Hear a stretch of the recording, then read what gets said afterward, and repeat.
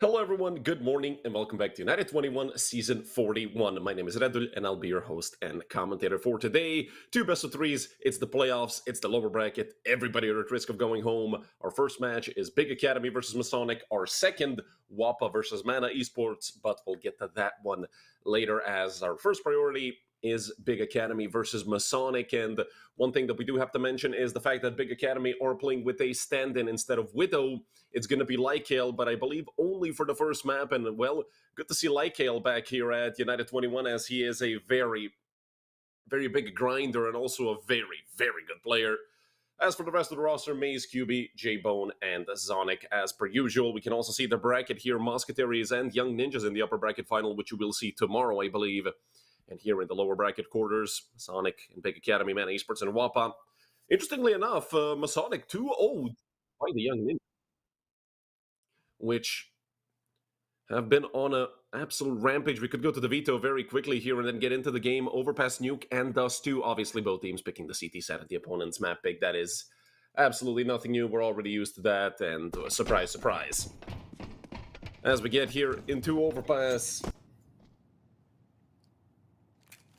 Botman with the dualies. I was the one who dropped them to him. Did Avu drop a second pair of dualies and nobody picked it up? Because he's out for 800 bucks, but not sure if that happened right now to Masonic or whatnot. But again, just getting a single kill with the dualies and Khan, not great. And with J-Bone picking that up, things go from bad to worse for Masonic. A team that has faced some inconsistencies recently. Both Big Academy and Masonic have been sort of struggling. And the match of Young Ninjas versus Masonic was an exact reflection of that, where Masonic won 16 rounds in total across both the maps, and they got destroyed. Let's be honest. 19-7 and 13-7 and 13-9. Maybe the 13-9 game we could say was a little close. Otherwise, yeah. Sonic didn't really stand a chance against the Young Ninjas. But right here, I mean, Avu's the only one on A, so gonna be trouble for Avu as he gets absolutely folded by QB. So Big Academy get that first. Big Academy are a scary map, or a scary team here on Overpass. I mean, obviously, a German team in Germany, haha. But no, for real though, have a good Overpass.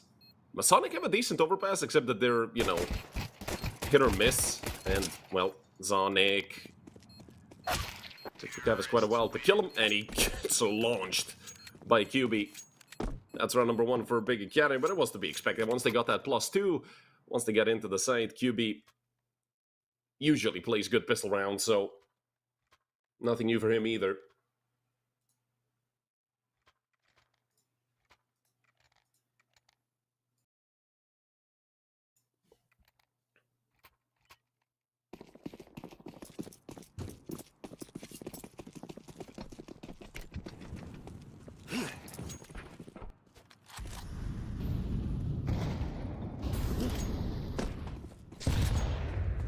Great shot by Noryup to open things up, and nothing new for Noryup either. He loves the Scout. The Scout loves him back, most of the time. But getting that early lead is still not enough, as you are against 4 rifles that could very quickly melt away at these pistols, SMGs, and whatnot, and exactly like that. J-Bone, if anything, that's a good shot. Took a bit of damage, though. Scout should be a one-shot now, or leaves him with, like... Nah, Scout has to one-shot at 67 HP. If it leaves him with anything at all, it's gonna leave him with, like, between 1 and 5. And that's, like, worst possible case scenario for Noryup. Which, I don't think it's gonna happen. They see the Scout towards A, and as soon as he takes a shot, he looks to move up. Noryup being unpredictable, I like to see it, and... Well, both him and Avu going down. He did tag Zonic, and this MP9 could put in work. But Bukavis jumps the gun. Only Botman left, a 1v357 on the site. And that's it. Only 2 kills from Masonic off the back of the Force. And it's a 2-0 lead for Big Academy.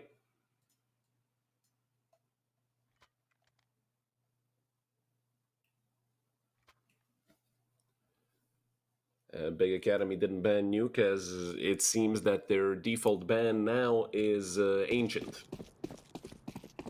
as they have completely stopped playing Ancient. But yeah, I mean, maybe it could have been a good adaptation for them to ban Nuke into Masonic, as we know, Masonic, probably their best map is Nuke. But again, Ancient is similar percentage-wise, similar. I think they actually have maybe even more maps played on Ancient than on Nuke recently. And now that Zonic has the info about Khan, Big should be good to avoid it. And J-Bone just gonna pick up 3. Clean by J-Bone. Last player spotted, and it's actually 2 for Botman. That is very good economic damage by Masonic at this point. The full eco players got that AK in the hands of Botman, and well, anybody last name Vestergaard is a perfect candidate to have that AK in hand.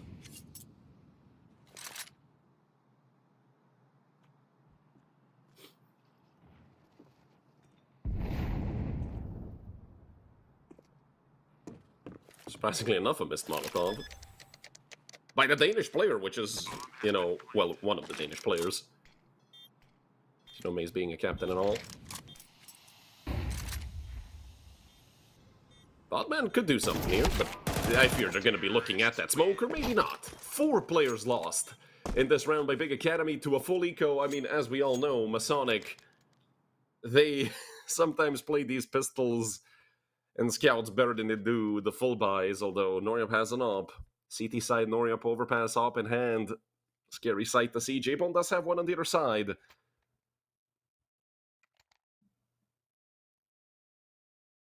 I feel like currently I'd go as far to say that... I mean, these 2 oppers, though, they're both, I'd say, in good form, right? I mean, yeah, J-Bone and Noryup.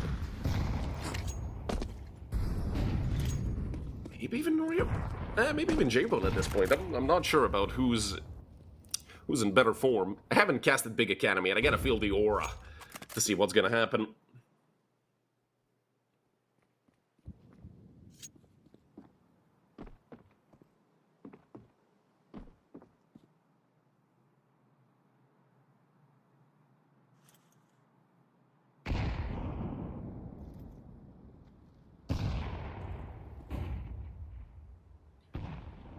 Aggressive angle for Krell, but what else do you expect? As Lykill swings out, and he goes down. Krell's still around and still looking for duels. And it's an easy second. Damage onto both him and Bukavis, and Damali is gonna take him out. Good throw by J-Bone, and, well, Avo getting caught off guard. Not sure why the push so far in. I mean, you already have long somewhat. Oh, Noryup walks into this. Noryup for sure walks into this. J-Bone gets a second, and that's A open. Masonic, they had a 5v3. Now those 3 have turned them into 2. Down to just Botman and Bukavis, but it's never just Botman and Bukavis. These 2... Yeah, I'm glazing, but who the hell cares? These guys have done so much for Masonic. If it wasn't for them, Masonic wouldn't be what it is. We all know it. They know it. And unless these guys get like a tier 1 or maybe 1 and a quarter tier offer, I don't think they're going to be leaving Masonic soon. But hey, with that player being lost, time to save. And goes Botman. Bukavis can't really look for revenge for his brother, as well. He's just going to get himself killed as well. So it's a 4-0 start for Big Academy.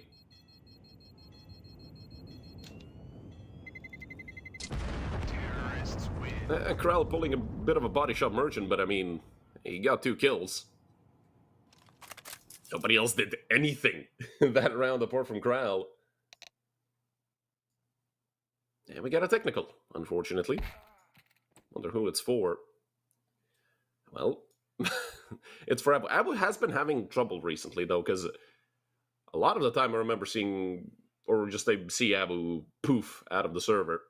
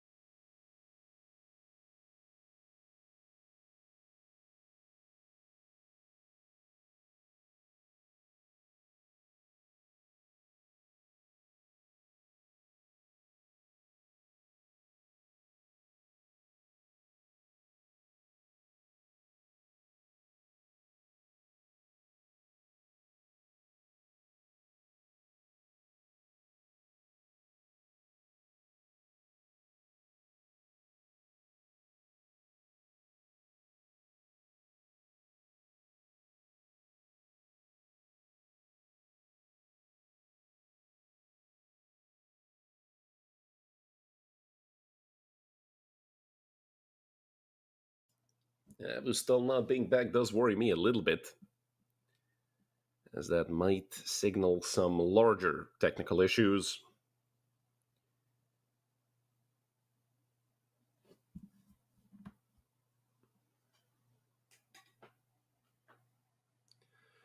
Good time for a sip of water. Don't forget to hydrate.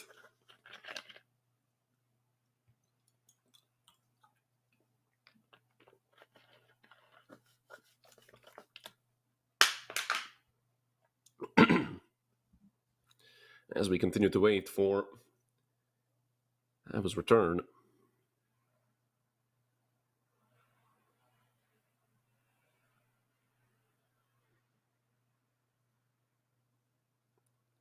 If you guys are regular viewers, you will remember. I think that was in season 40, actually, so I can't blame you if you don't remember. I finally decided on which GPU to order, and I ordered it. Got a 9060 XT.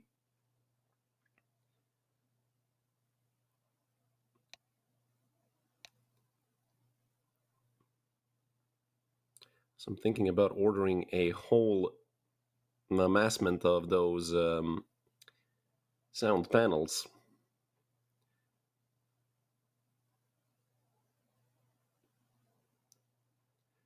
As the neighbors may or may not be happy when I go to work. Avu is back, and, well, the freeze time goes through.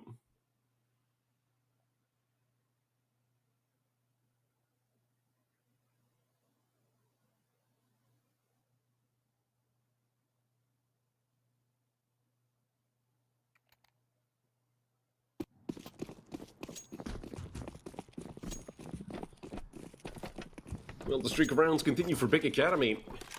I mean, if they reset Masonic again, it's going to be a tragedy for the Danish team.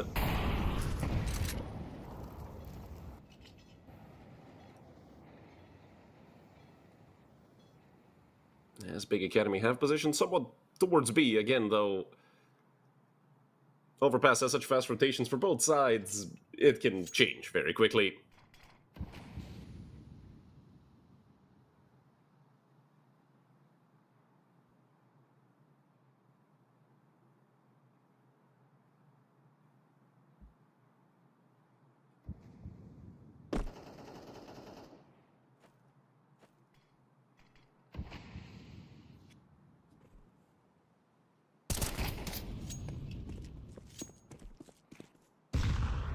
Norib does get sent back to the site, which, I mean, it's probably best, as he takes, a single shot and just gets out of there. You avoid giving them long. You do give them long, but, you don't lose a player. And he could have very easily gone down there. 40 seconds left for Big Academy. I have mentioned the fast rotations for the T side, but again, you gotta leave at least, 20. I'd say that's the latest you can rotate on this map and still have, somewhat of a chance to clear the other side, but I feel like Masonic have realized this is especially spotting out that player deep in toilets, and, well, they've lost the first two duels. Lykill standing in and doing a great job, and QB showing great awareness. It's Bukavas and Abu most likely to save as Big Academy explode into the A-bomb site. 5-0 start for Big Academy. Not only that, speaking of 5, it's 5 alive right now for the German team.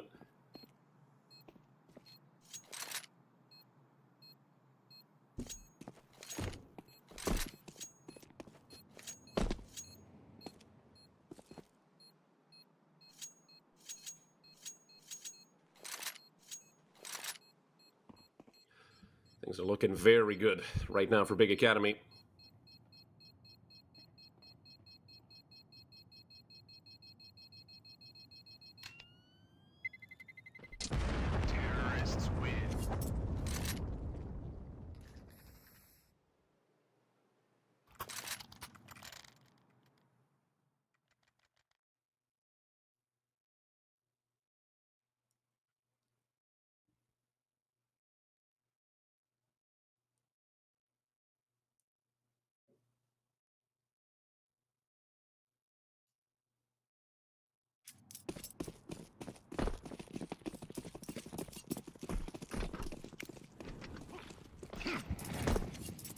Sonic once again on a weakened buy, an M4 and the MP9 that were saved, the rest pistols. Surprisingly enough, Kral has a Deagle instead of a 5.7. If you guys know Kral's history at this tournament, you will know that he is a phenomenal 5.7 player. Good trade on short, if anything, but Bukavis has gone down to 39. Maybe time to swap that M4 over to somebody else. Maybe not, as the pistols do a great job. Or rather, the pistol in the hands of Kral. That's another rifle picked up. We know Masonic are better on rounds like this than on full buys, and so far it's showing. Just a matter of timing there from short, and Botman is gonna go back into the site. Oh, the timing is so bad for Botman. Might not be. Nah, it definitely was. Not even ready at all for Maze. Missed every possible timing he could, and Lykel gets another. Big Academy en route to a 6-0 start on the T side of Overpass of all things. I mean, this is just unheard of, especially against Masonic. Maze with another. He is 5-0 himself. And I mean, Norip doesn't have to save this, as they will have a full buy in the next round no matter what. He's gonna have an op no matter what. But, you know, getting a couple kills here might not be bad for Norip, as, you know, they have damaged the economy of Big in a few rounds. As you can see, they're all on around 4 to 5k. But Norip is very late to the party. Not going to be doing anything. He's going to save that M4.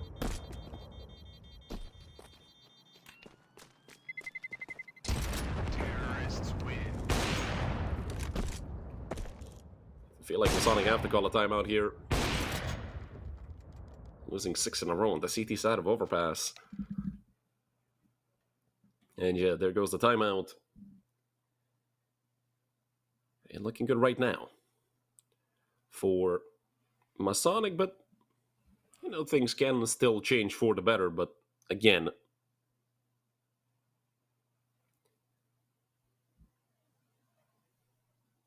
if they don't change soon, Big Academy are going to run away by a mile with the score.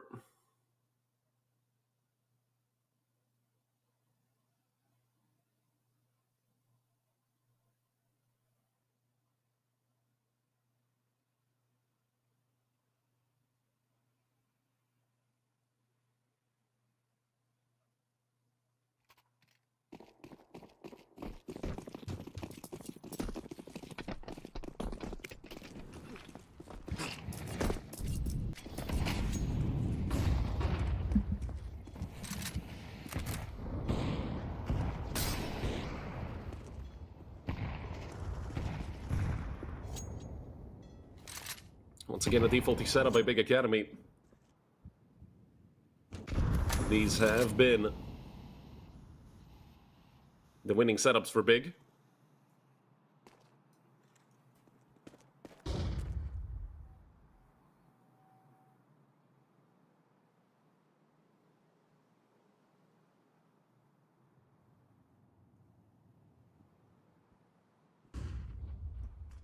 I mean, under 23 on Avu, considering how much he's been struggling recently, especially, I mean, you look now, he's 0-6. I usually don't side with under bets, as I am, you know, one of those optimistic guys. Obviously, that's why I don't gamble. I just feel bad putting a player under, you know.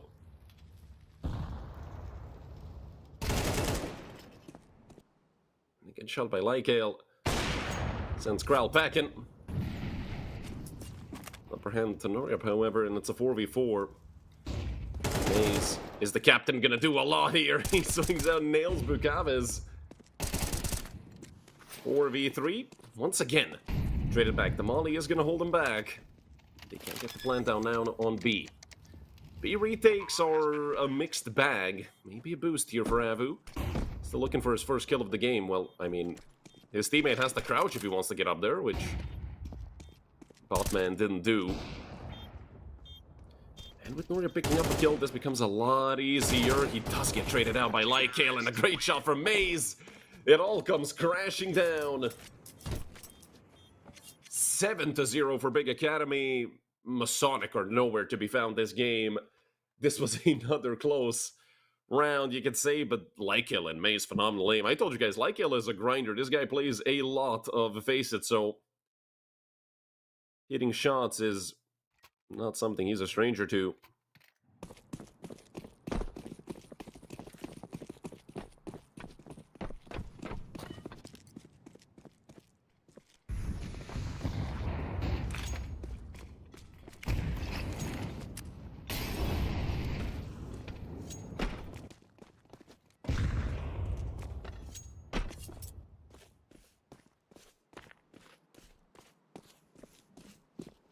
Just an arm for Noria.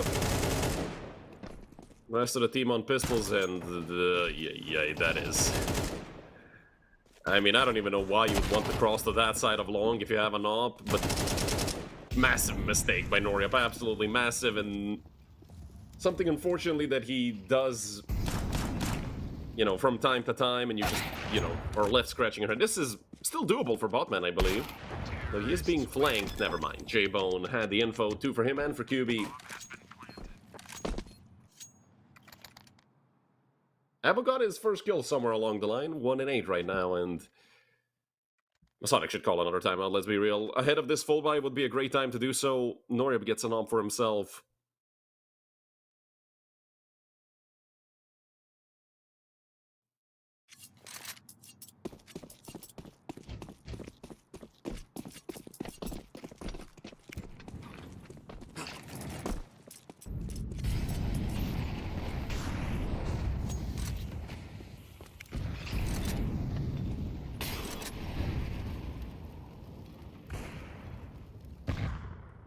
Shot by J-Bone somewhere along the line. That's through a smoke on mid.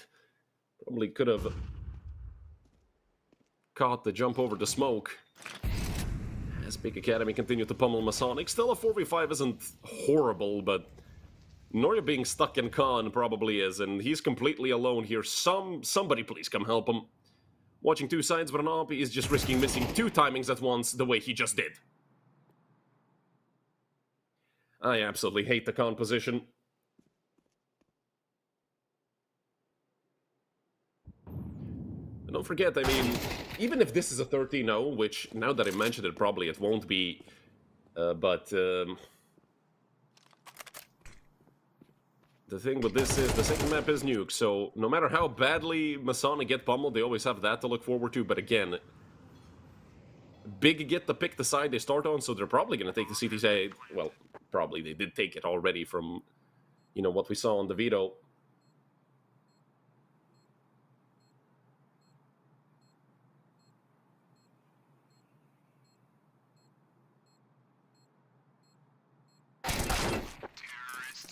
And that is just... Well, if you wanted this map summed up in a single round, round number 9 is yours.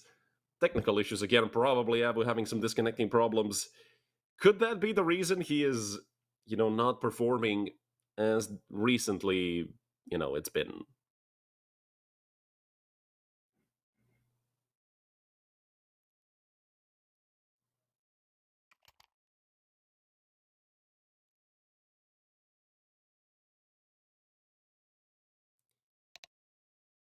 I don't know, another technical pause, unfortunate.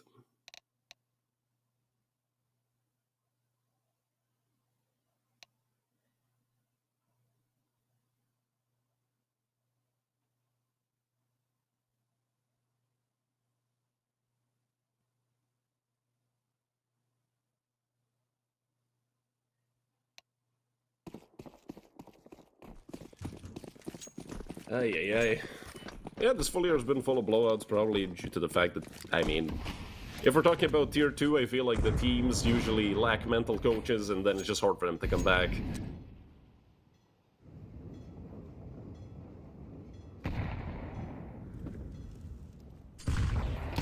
UB could get caught here, so will Zonic. Okay, so the 2 bros picking up frags on the 5-7s.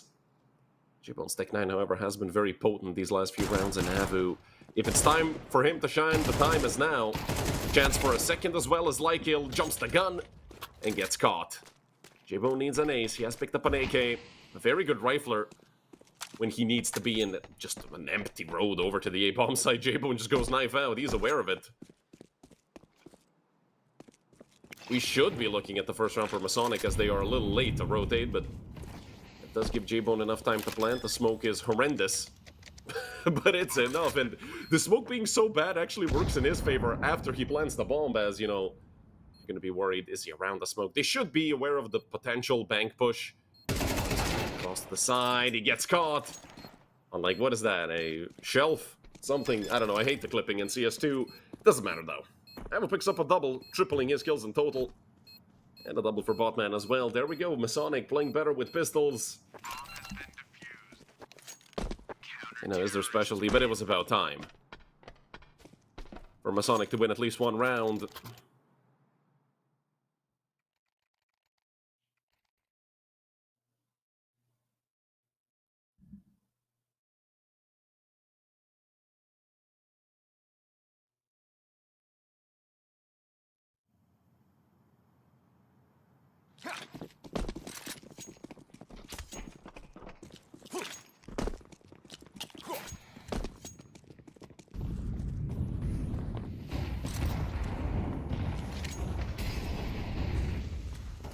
I don't know, I think having a substitute, especially at this level, when you just get a good aimer to come in, it's not even that bad, honestly. You know, yeah, it's tier 1 when, you know, like that is Widow. Who could I compare to Widow, like, from a tier 1 team that makes sense to compare? Since Widow, you know, is around a 1.0 rating. Again, Big Academy picking up an entry. J-Bone has been a monster this game, 15 and 5. All the J-Bone over-enjoyers are eating good tonight.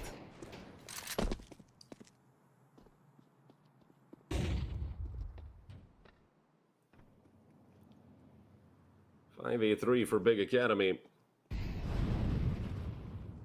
Ay. Looking at a 10-1 scoreline. Avu. No timings. Oh, never mind. Good awareness, Masonic. Only Botman and Bukavas left. It would be a great moment for the two Vestergaard bros to do it all, but a 2v5 retaking A, not gonna happen ever to anyone. So it's 10-1 for Big Academy as they have 5 alive once again.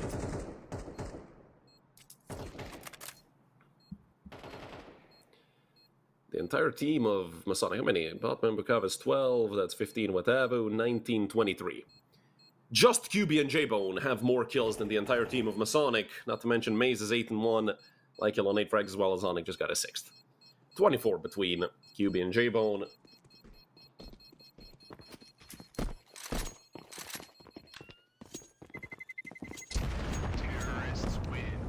Well, at this point, I think we can already start talking about what's going to happen on Nuke, as right now, yeah, we're just looking at Masonic getting folded. Is it possible to pull a comeback here? Yes, it is. Is it going to happen? Hell no.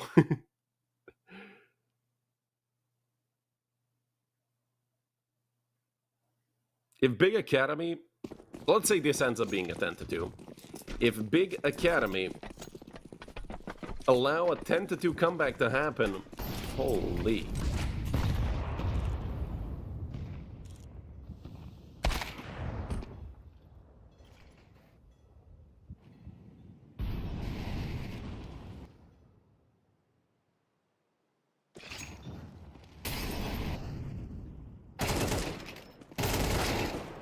Good shot by QB. Does get traded out.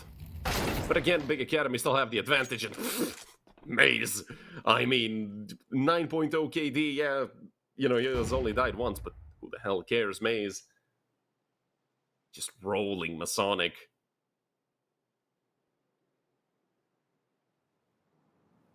Kral with an op is going to be interesting. I mean, knowing him as a player, he's itching to get in there and push, but it's a 2v4. It would make sense for him to push in a 2v4, as he is rotating over towards B, completely missing which side Big are going to go on. It is going to be an 11-1, isn't it? Maze just throws anything at all on B. He keeps both of them down here, and they win the round. Just throwing a cross smoke on B is going to be perfect, but he wanted to pull the lurk and just flank on B. Or rather flank through B and into A. Util coming out. There isn't a smoke here for Dumpster. That Kral is about to get dunked by a nade, isn't he? I mean, yeah, Zonic right on top of him. It's Botman in the 1v3. The only player with at least a 1.0 KD, 9-9 right now. Considering he's up against Germans on a German map, this clutch is most likely ended up being 9. Let's see. Lycale. Just great. Just great by Big Academy. Well, 11-1.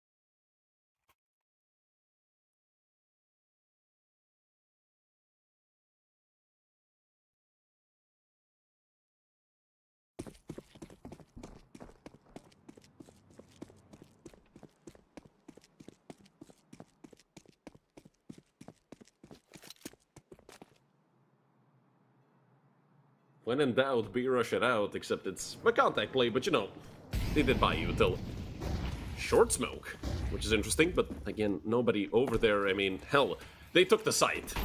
That's more than I expected them to do. And immediately, oh god, somebody saved them. No, sorry, what a flying headshot. Okay, Botman, the only one who's been playing Counter-Strike on the side of Masonic. And Botman got a chance there, but 12-1. Okay, well, 11 map rounds in a row. If Big Academy somehow lose this, they disband immediately. Wait, is Gabi coaching Big Academy, right? If I'm not mistaken. Oh, hell no, yeah, Gabi would die of a heart attack, God forbid, if Big Academy somehow throw this away, coming into Nuke, of all things, as map 2. Let's see if still banning Ancient instead of Nuke against Masonic was a good call, because, I mean...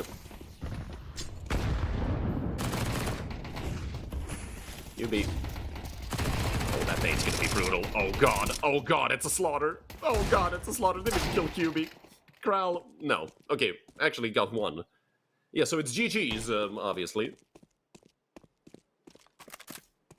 Yeah, it is built to ass, honestly. Well, a minute 20 left. Kral, you know, can think about a 6-13 score here and 6-14 as he gets sent rapidly onto Nuke. This is kind of not fair because first map is Germany, second map is Germany as well. You would expect Big Academy to have the advantage here, home court and everything. Yeah. What the hell was that? You guys want an analysis? I'm not going to give you one. We're going to map 2 and I'll see you guys after a short break, about 12 to 13 minutes.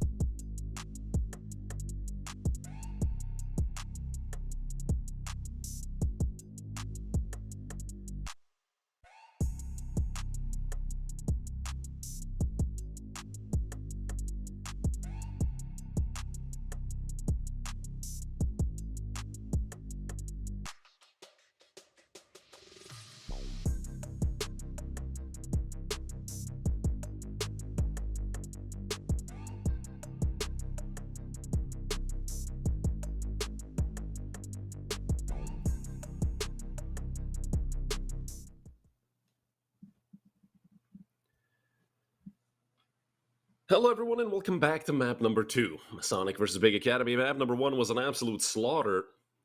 So we get to be here on Nuke. Do I believe that Masonic can win here? Yes. Will it be an easy win? Hell no. Av's been having a rough tournament. The entire team got rolled. Botman might be the only one with some... Did they miss the mini-smoke? I think Cupid can see through it. Maybe not, I don't know, it didn't seem like it spread. Yeah, it didn't spread, it spread all the way, and, well, already a 2-for-1 to open things up on Nuke. Bomb dropped, it's gonna be rough to try and get it back, and just not allowing them anything. Throw out all the trades, it's a 1v3 left for Noryup. If anything, Noryup has Kevlar. And I was about to say against USPs, that ultimately doesn't matter that much. Sonic and J-Bone with double kills. Another dominant round win for Big Academy in this best of 3.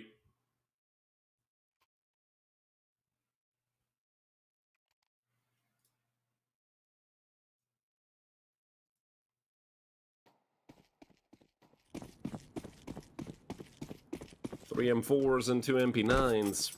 Fully Comasonic, so not a single deagle, not a single flash. Gonna line up towards lobby. The door wasn't broken? I could swear that nade fell right on the door. It doesn't matter though, I mean... Ay, Sonic. I mean, some struggles to open things up. It's a good start for Masonic, but again, they have Glocks and no Kevlar, so eventually they're gonna get collapsed on. They should be able to save the third M4 as well. Where is the drop? There it is. So only 2 MP9s lost again. Nothing. Nothing of value for Big Academy was lost here. Maybe just the fact that, you know, the Kevlar or maybe some util that was left over was lost, but that's about it.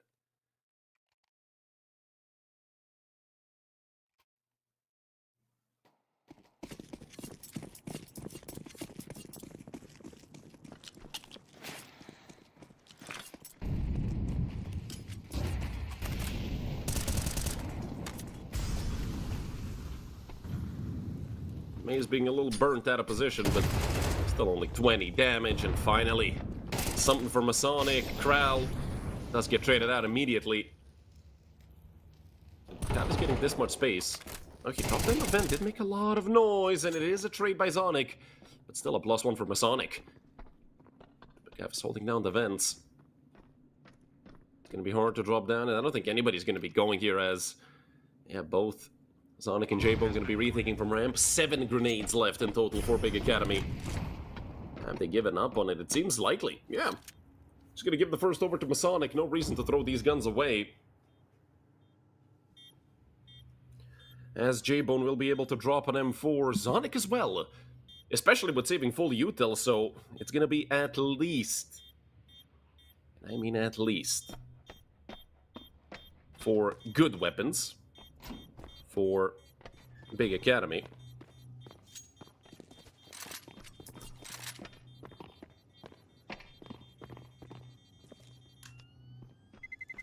Terrorists win.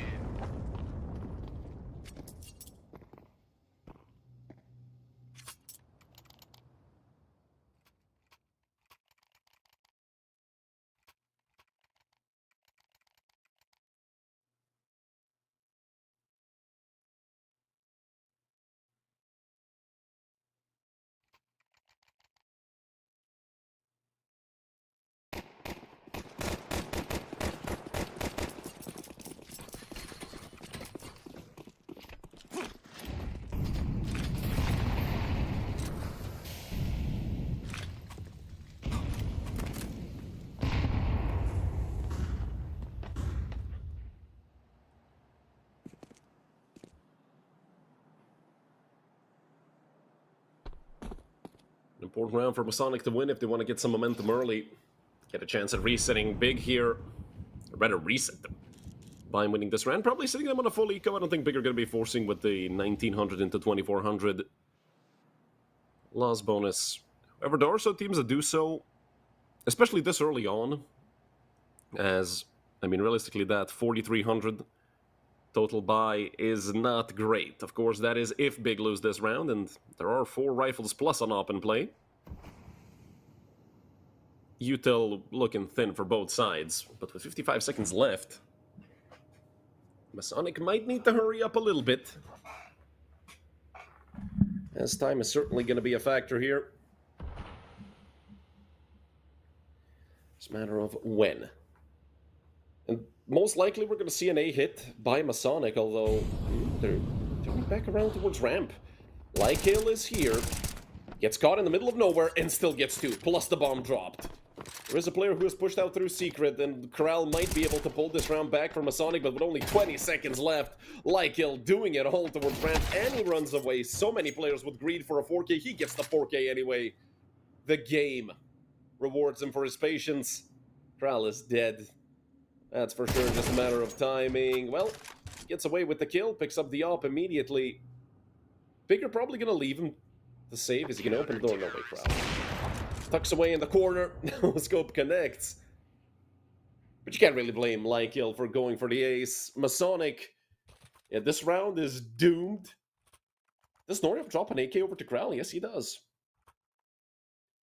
2400 loss bonus. They can get away with this, which is the best part.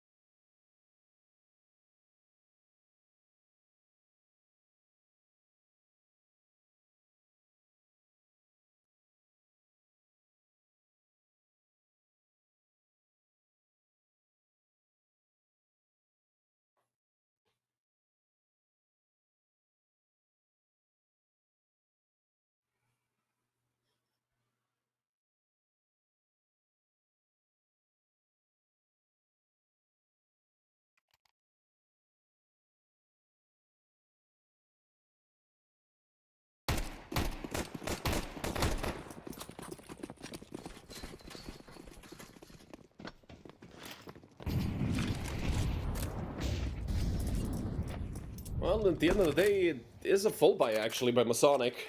It is a bit hobbled together, but yeah. No, hodgepodge works out most of the time for Masonic. Can't even blame them. And, well, good peek by QB. That's a very good pickup to have. I don't think QB should repeat this, although he really wants to. And Kral is there, and Kral punishes. But Bukav is getting a kill onto Maze as well. Things are looking up for Masonic. They still have to cover ramp as they have lost a player. Now they're not towards ramp, but you always have to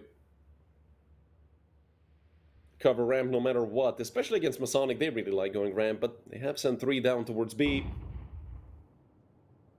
Can still feel the butterfly effect of QB re-peaking.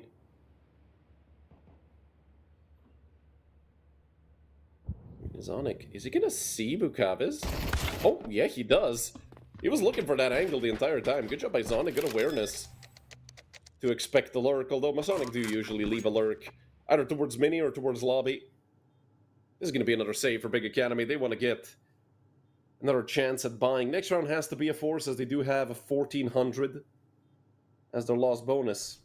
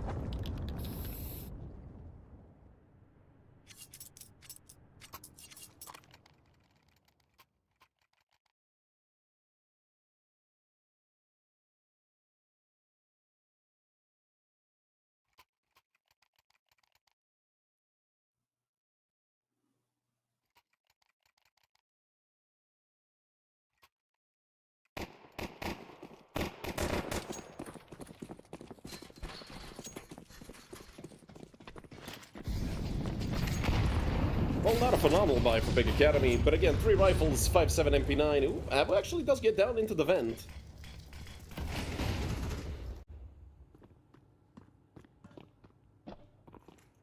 And with J-Bone being in a good position, they're not clearing it. Hello? Hello? Oh my god, Masonic. I mean, Abu was here, but why didn't you wait for him? You had Abu on the flank, you... Good thing that J-Bone decided to, you know... Either he was preparing for a flash or he tried to wallbang with an AK. Oh my god, Masonic. Noriap, he kills the pistol. Oh. Does just miss the player event. Ay-ay-ay. Ay-ay-ay, Noriap. Ay-ay-ay. And they don't look up. Although I don't think you can blame him. I wouldn't expect Sonic to be up there either. What a horrible round by Masonic this has been so far. Holy.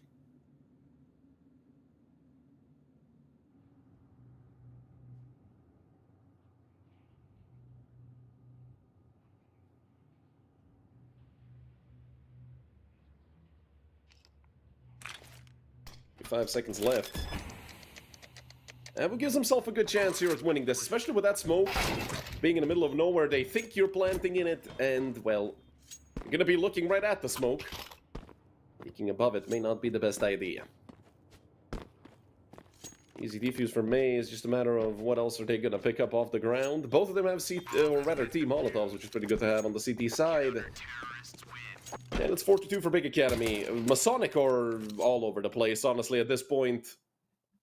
It's obvious that that first map really shook him up badly. Because just remember the last time we saw Masonic here.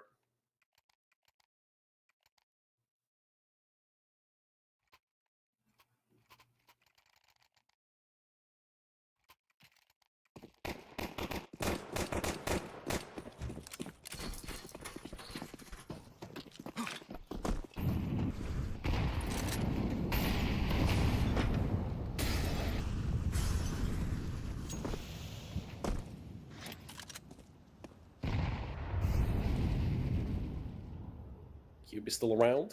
Has an M4A1. It's good for spamming those smokes with nade thrown. There's a frag for QB. Almost a second there. I mean, it was a good lineup. I think it was into the box, though, and just decapitates some. A lot of damage into J-Bone, who almost goes down. Phenomenal pre-fire by Kral. He loves those aggressive peaks. I think onto him should keep him at bay. Never mind. Noriap. Great on the aggressive opping. Mac 10 is a danger here. Noriap again looking for the frag. Noriap missed. Oh god, the USP is out. The Glock is there as well, and both of them get a chance to reload and catch a breath. Sonic is cornered. He does have a nade, and Bukav is coming in his flank. Okay, but this should be a round for Masonic. Let's be real. Oh god. The timings. They do lose Noriap because of it. And Maze had a phenomenal first map, a bit worse for wear here on map number 2. Nade gonna come out. I think it was a nade for default. I thought that was a missed nade, but actually it's a very clean nade by Maze. Did I doubt the Danish guy on Nuke has good utility? What am I doing? Please be aware of the fact that Maze can walk up to the middle of the site as they are holding it, and he knows the second is towards Hunt. Kral is one shot, Maze is as well. The tap is there. Luckily for Masonic, those wires give away the fake as Kral swings aggressively. Oh boy. Both teams are all over the place, if we're being honest. Consistency issues up the wazoo. There's the second timeout by Masonic. And I'm happy that they called it.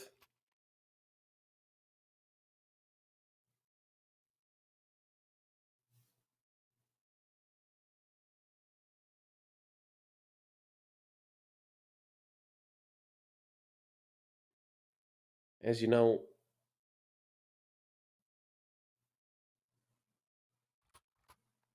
it just hasn't been looking good. It just, this D-side by Masonic, a team I'm used to seeing just play phenomenal nukes time and time again. It's very off-putting to see them in such form. Obviously, nothing's done for here. It's still Masonic or Nuke, and it is just a T side. Obviously, swapping over to CT can bring a lot of good for this team. Will it? is a whole different question. Masonic need at least one more, to have a okay, or rather, considering it's their map pick, the minimum number of rounds they should have on the T side. Please, QB, be aware of your feet sticking out, although you saw the head. For sure, QB spotted out the player top Marshmallow, no? Maze is towards Secret, where, oh, they're not ready for it. FAMAS, though, it is garbage, but not in the hands of the Danish player. In total, it's a 2 for 2, giving a chance, and look at QB. Look at QB. This is nasty work by the experienced German.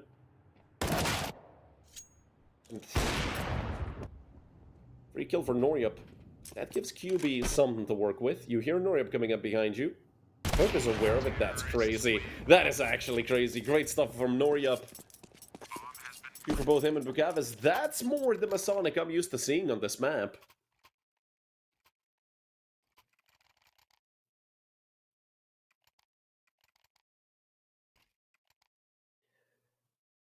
And they need as many rounds here as they can get. Let's be real. Big, they had a good T-side on map number 1. They had a phenomenal T-side on map number 1.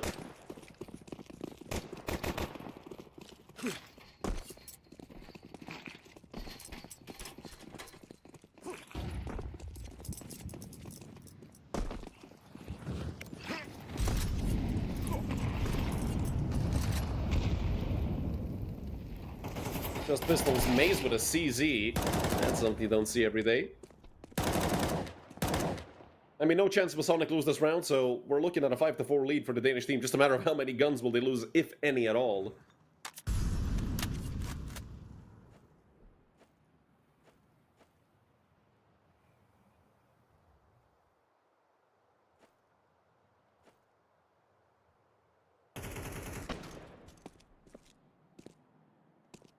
Well, Noryup has gone down. That's not great. But it is in a place where, yeah, there's no chance that they can pick up the AWP. But money is thin for Masonic. Don't forget, I mean, these rounds were tough rounds to win that they did end up winning. And, oh, J-Bone got himself an AWP. That's like the worst possible player to pick it up for Masonic. He should be dead, no? Well, J-Bone, yeah, gets caught on the edge. 2 kills, not great, not horrible. First lead for Masonic as well of this entire best of 3, I believe. 5-4.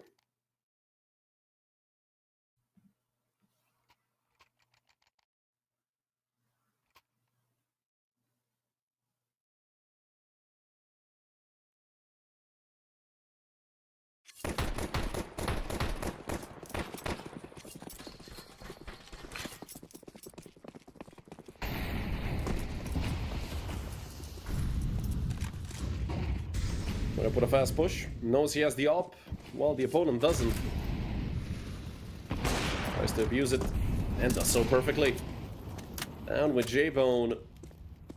Once again, a man advantage early on in the round for Masonic as the boost comes out. Noryup misses on the flick. Botman doesn't get the trade. Never mind. Good stuff by the Danish team, keeping that man advantage alive.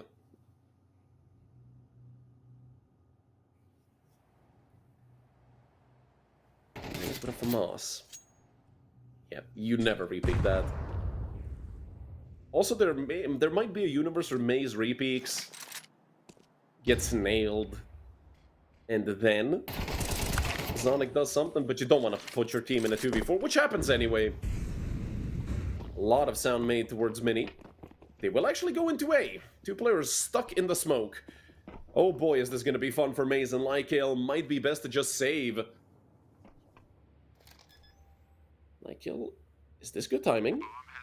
Is this lost? Is this a double kill for Lykael? It is. They are being flanked now, though, so who's really flanking who in this situation? Botman should line them both up, and yeah, it's a collab. Doesn't even realize it immediately. A triple kill for Botman, more than doubling his kills, as he was struggling 2 and 7. It's a good round to get him active as well.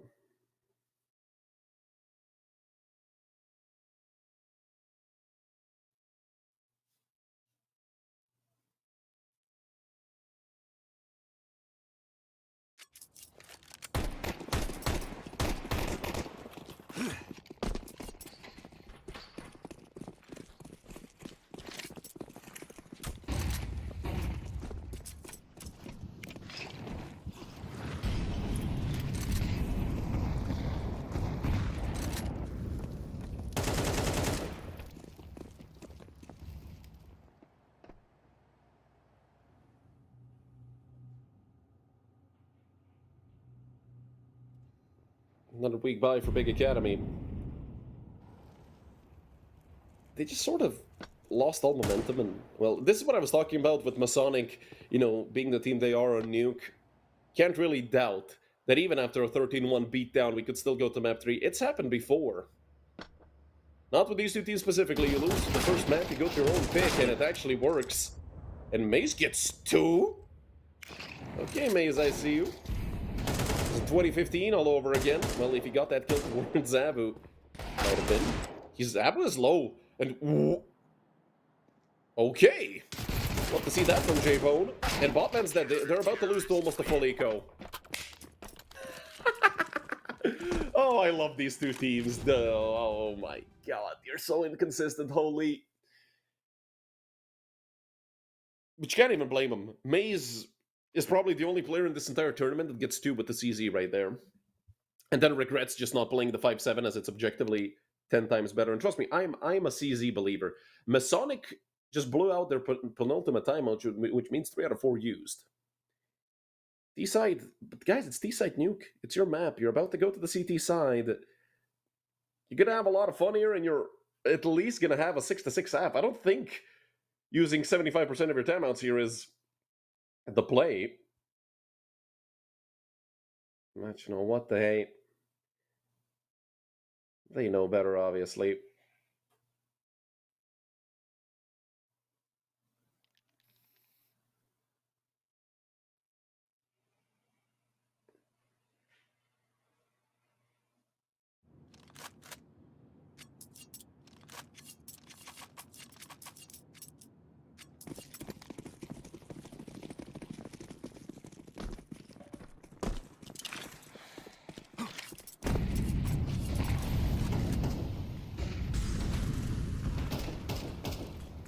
A lot of damage up the base early.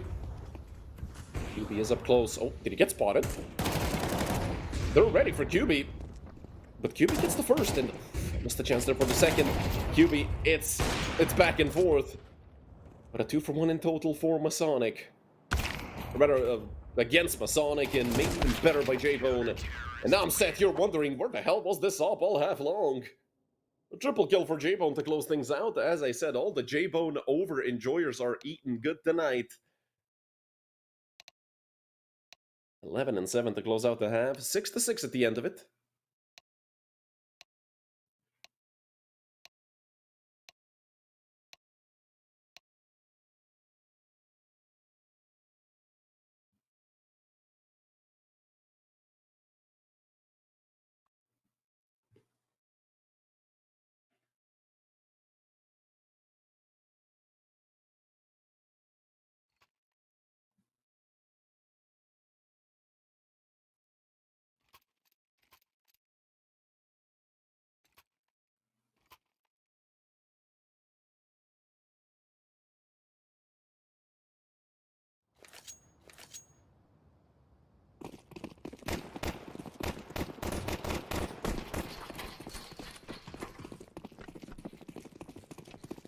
Few pairs of dualies, as is, you know, courtesy. On the CT side, Ava with the flash.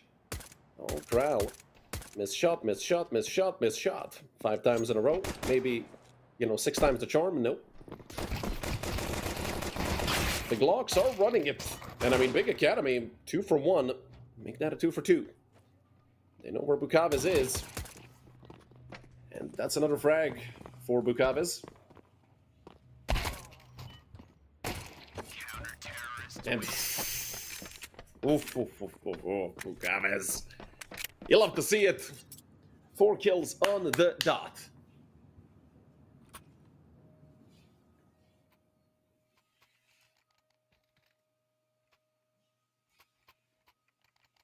It looked good for Big Academy until it didn't.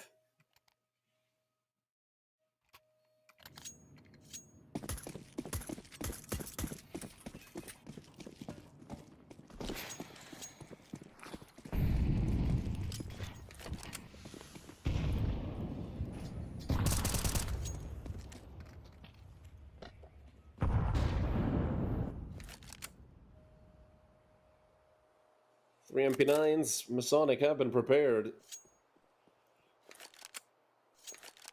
Rather have prepared for the full eco. At this point, I just wanna get out of Nuke.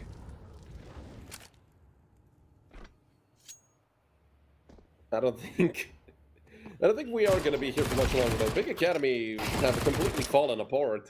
Yeah, it is only going to be 8-6, but if they lose that first full buy, I am fully prepared for the third map. What is it? Is it Dust 2? Is Dust 2 the decider here? Hold on. You guys got exclamation mark maps as well if you want to check it. No, yeah, it is Dust 2. Who is your guys' favorite for Dust 2? Because these two teams combined, at least on HLTV, have played 5 maps. 3 for Big, winning 2. 2 for Masonic. I'm already prepared for, like, the worst of Nuke to be the best of Dust 2. But also, you gotta have that sometimes. You can't always have, like, you know, the best counter possible, though. This is pretty good for Noryup. You know, upgrading that MP9 to a rifle very quickly. I mean, that's the best possible outcome for Noryup. You get a frag, you get the AQ, you get out of there. Extra money, so he can get an op as soon as he wants it. Pops that vent. That might bait Lycale forward, and that's 2 players right there for Corral. Only gets 1.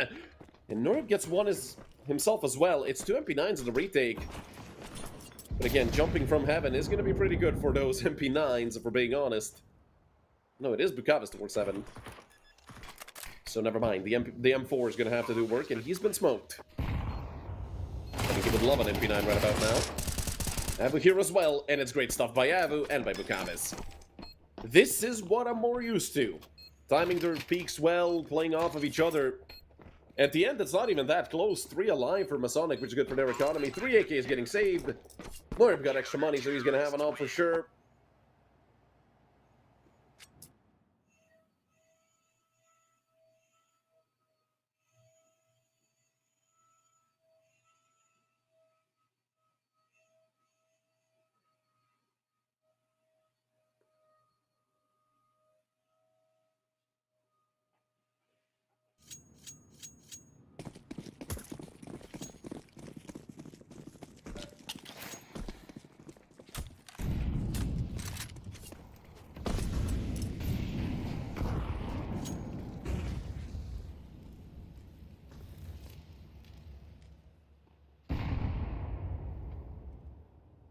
Just pistols this time around for Big Academy.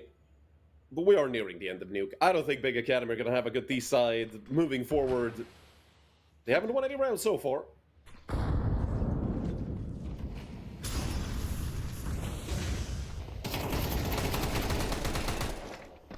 Good flashes onto the side. Great flank on the off. The trades are there. I mean, it's a 2v2. Need a 2v1. Maze here with an AK in hand. That's pretty good to have. Nade right at his feet, and they've found him, but they haven't killed him yet, and now it's dangerous for Kral. With him going down. I mean, that's a great attempt by Big Academy. You have to say half of you in chat are mentally ill for wishing that stuff onto somebody for playing bad. You definitely don't have a problem and need mental asylum or anything. For sure, like, you're not a dumbass for wishing cancer upon somebody because you don't know how to bet properly. For sure, right, for sure.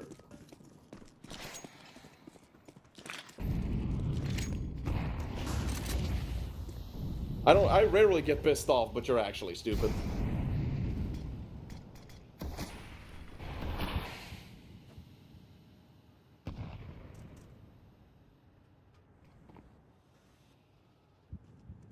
Entry frag for Masonic.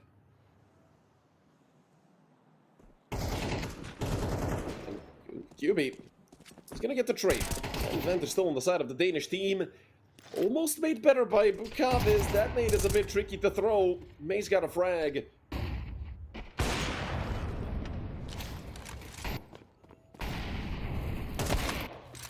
Lycale. Well, he's gonna need to do 2 more. 13 and 12. Not bad for Lycale. As I said, he was a short notice stand-in from what I heard. I mean, he was called up, like, you know, an hour ahead. And he was supposed to only be here for map 1, but I think that Big literally hurt themselves by winning map 1 that fast, because Lykael had to stay. But again, as I said, I mean, Lykael stopped fragging here. Let's not forget, Lykael was very good on map number 1. I mean, as good as you can be with a 13-1 victory.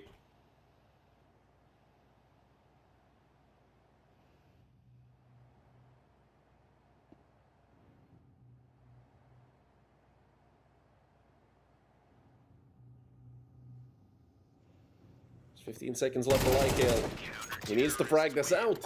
And it's a 4K for Noryup. 11-6 for Masonic. Is it kind of like, you know, Captain Obvious if I say that we all expected Masonic? Well, not fully, but like once Big got to 4 rounds, they just got shut down. They did end it with a 6-6 half. That's not enough to win against Masonic in the D side.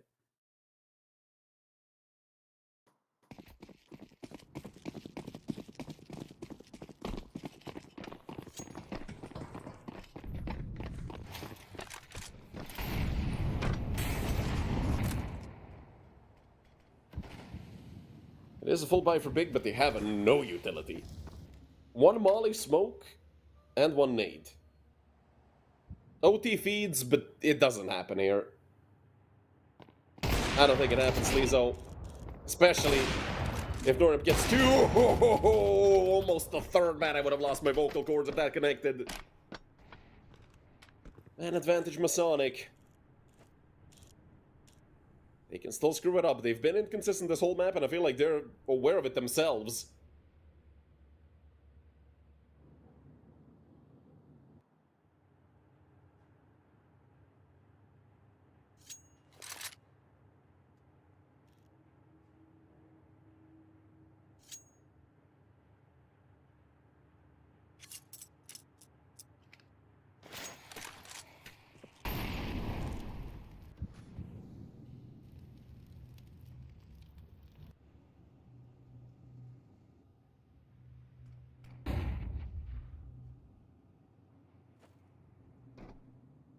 Still the man advantage sticking around for the Danish team. They have realized it's deep.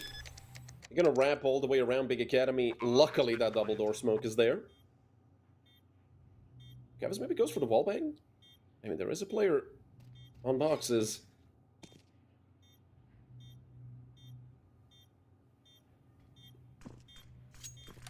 Sonic around away from getting map point. Oh, J-Bone don't unscope now. That would have been some horrible timing for J-Bone. As Sonic goes down, it's a trade by QB, but just not enough bodies there to get all the kills necessary. J-Bone, hold on. 10 seconds left on this bomb. Has J-Bone won it? Yes, he has. Unbelievable stuff. How the hell did Breezy never manage to do anything with this guy? Holy. 4K out of his you-know-what. That's a magical moment for Big Academy. And that's the last time out for Masonic.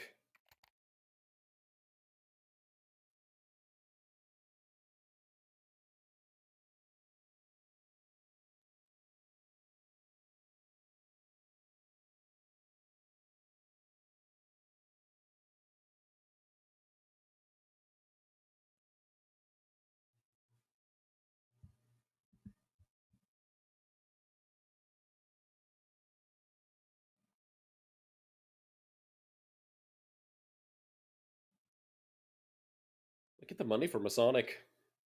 Noryup gets himself an op. That's a very broken buy. Yeah, you do have 3 M4s and op. Yeah, 1 MP9 is not that bad. It's new. You could have 3 and still get away with it. But they got no cash saved up.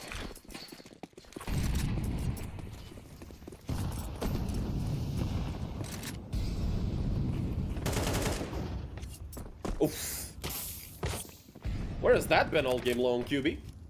As he was on 0.5 KD last round. Have spot out Bukavis as well.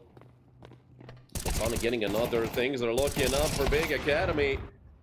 And they do get Bukavis. There's the 1 kill you guys needed, I think, for the J-Bone overs. Bodman and Avu left. It was a 2v4, now a 2v3.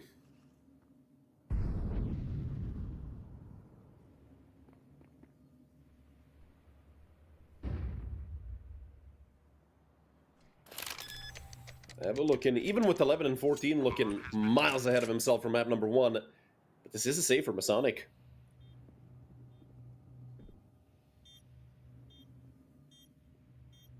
It's going to be 8 on the board for Big. Next round is going to be, you know, a coin toss, because Masonic will have an op and an M4. We'll have that kit as well, you know, in case it does come down to that, but I doubt it will. 1900 loss bonus as well, so there isn't going to be a force around it.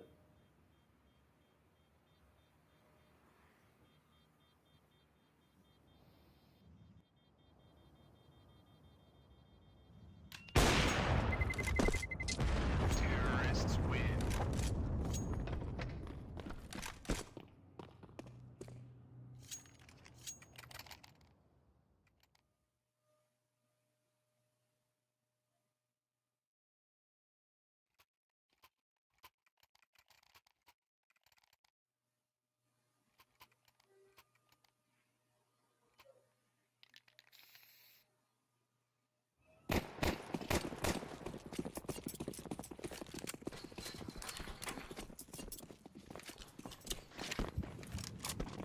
Just 3 rounds to the good here for Masonic.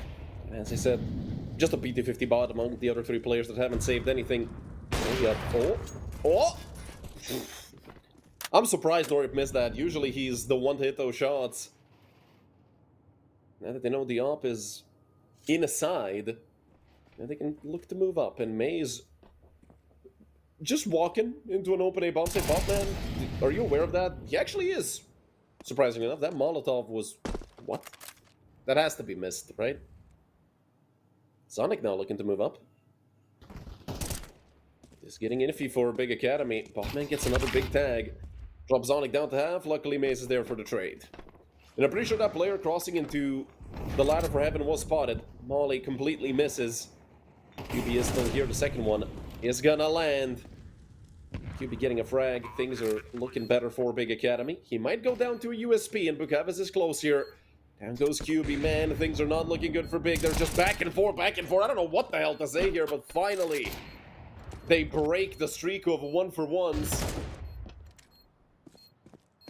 As J-Bone picks up his 18th kill of the map.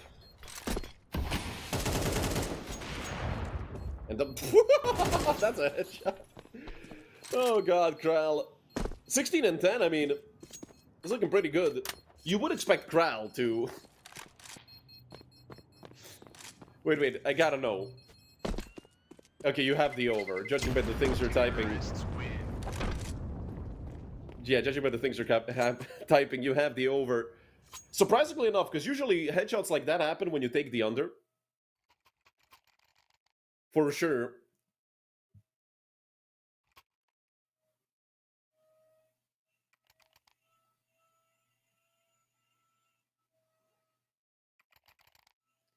It's full buy for Big Academy.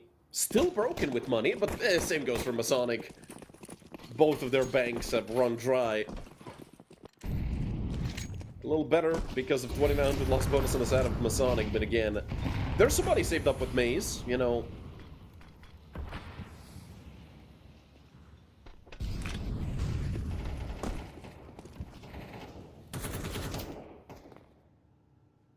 Sonic looking a little less confident this time around.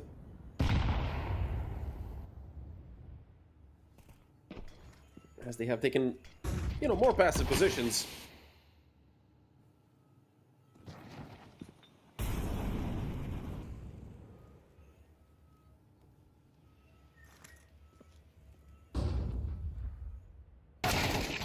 Abu. Oof. That's a rough one. At such a big turning point. A 2-for-0 to open things up for Big Academy. It might be a lineup here for Kral. 2 more. That headshot line you guys love so much, and it's a 3 versus 2. Still the advantage for Big Academy. That's not a kill. Bukavis is there to trade out his brother. He would need at least one more. J-Bone's already on it with the op, and it's going to be tricky to get out of here if you're Bukavis. 10 for Big Academy. How close can you get?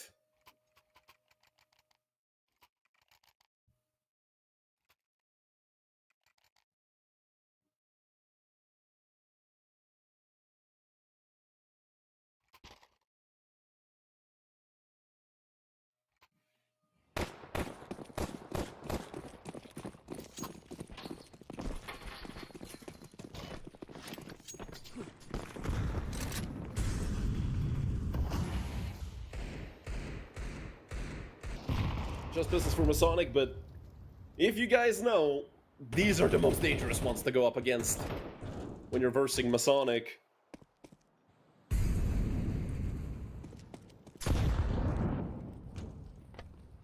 Does Kral have a 5.7? No, he has a Deagle. I swear, there's a reason I'm mentioning that 5.7 in his hand specifically. So far, just minimal damage onto both Botman and Abu, about 30 and 20. Oh, Bukaves. Molly didn't reach him immediately. It's gonna get interesting for Bukaves as he does have Kevlar and Kral is already on the flank. Easy tap to the back of the... That was so close to being so horrible. And this is what I told you about. This is what I warned you. Masonic, these rounds, they're the best. But ramp was left as Abu and Bukaves have dropped down to the lower site.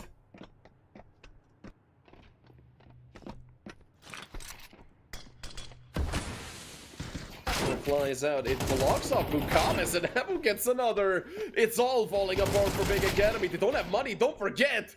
Losing here means probably losing the map. Going to a third. Sonic out with the Glock, and it's not gonna be enough.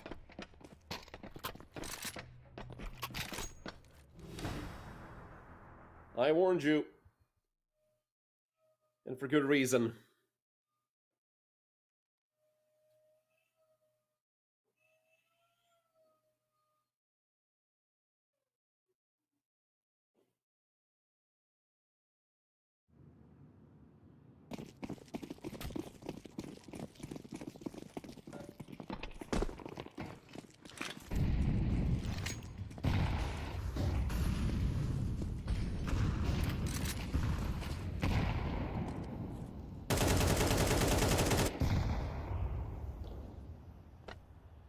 Rounds away from overtime.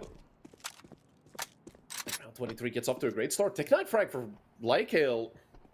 That's an M4 picked up, I believe. He just had that Tech 9 coming into this. Got a Masonic gonna... Oh no, it's happening, isn't it? Noria does miss twice, but it's Bukaves. Trades are there. It's a 3v3 right now. They still can't get rid of Noria. I'll shut up for the time being. With Botman and Growl being in the 2v3. It's doable. Both of them have kits, a smoke and a flash on Botman, but it's so tough to get into B, especially being a player down. And look at the position. It's so disgusting. Great stuff from J-Bone. Kral goes down as well. We've gone the distance. 24 rounds minimum, and we might even see more than that as overtime is definitely on the table here. Norip does have an op. It's going to be a full buy for Masonic.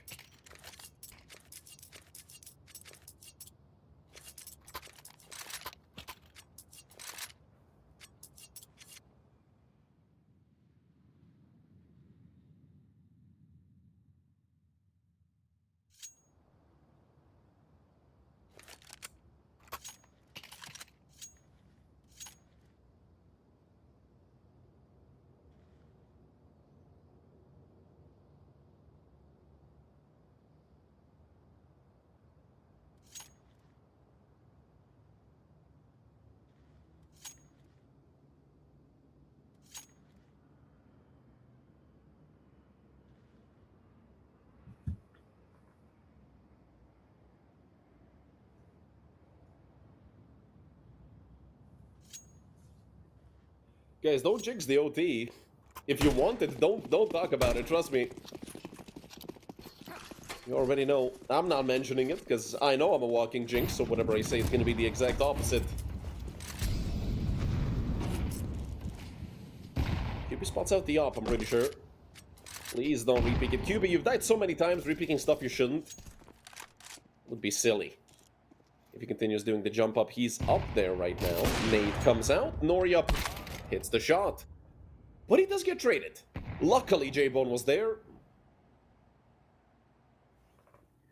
We might see Choke Sonic here. You guys know we hate to see Choke Sonic appear, but sometimes it does happen. Avu. Coming up close, MP9 in hand. It's a matter of timing, and timing. Could you kill both?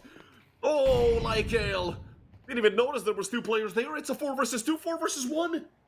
We're going to overtime.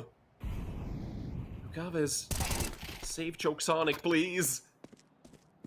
Let's get the first needs. 3 more. Bukavis is on 20 and 17, and he goes down.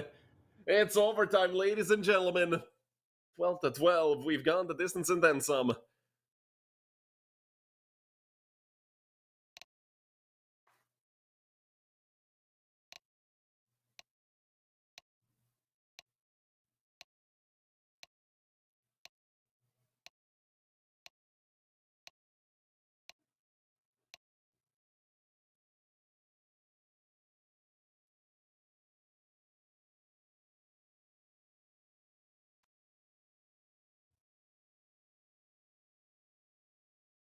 Triple OT?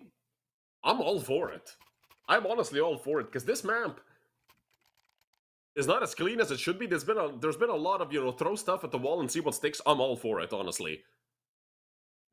Plus, we would still finish in proper, time, because map number 1 was a 13-1.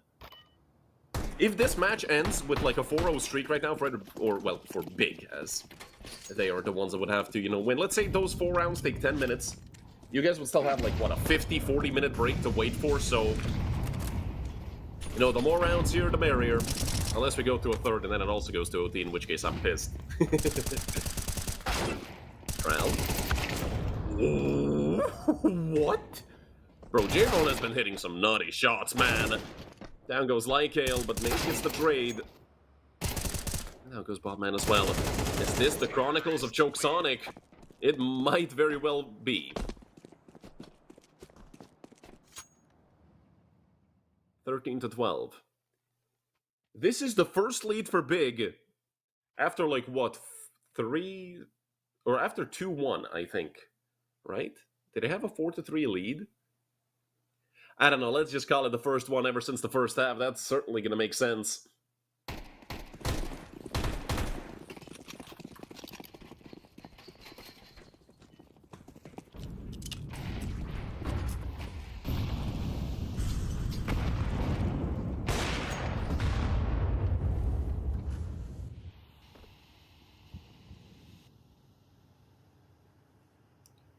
Enterprise once again for Big, but Bukavis will get the trade right back.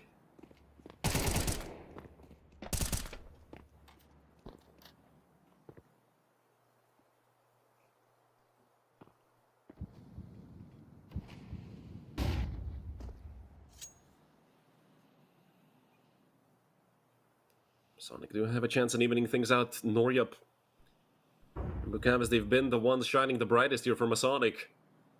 On map number 2, of course.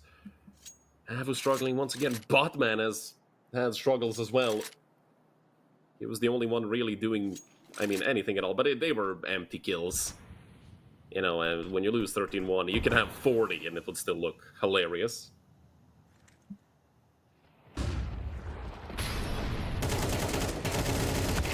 Oh, Bukavis. Bit of a plus W moment there. He does get traded. Still a very tight round, about 30 seconds left. It's a 3v3, it's doable either way.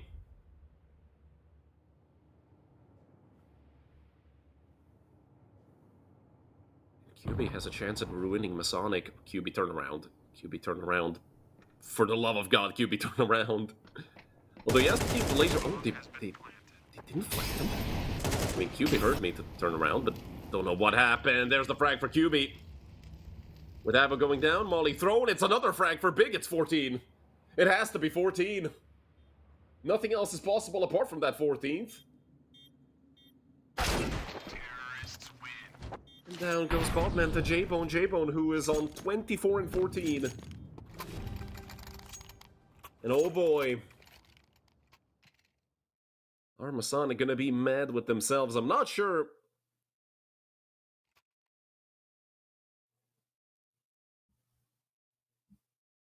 I'm not sure what's worse, 13-1 or overtime. On your own map pick, I still think it's just better to get 13-1 than get it over with. If every team in the world knew they were gonna lose, they just say, get us 13-1, 13-0, and whatever. Oh, yeah, Masonic, they really need this one round, and it's like shot onto QB. Nades could finish him off, but, well, smart move to just get the hell out of there. Might be Bogdan's Law that's about to apply to QB, and they've let a player down through vent. Like Ale. Sneaky beaky like.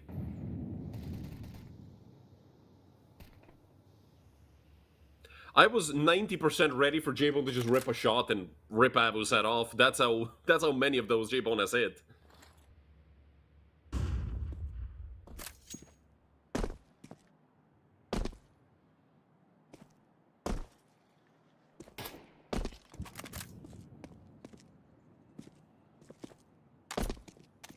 Did get caught here. There is a player garage.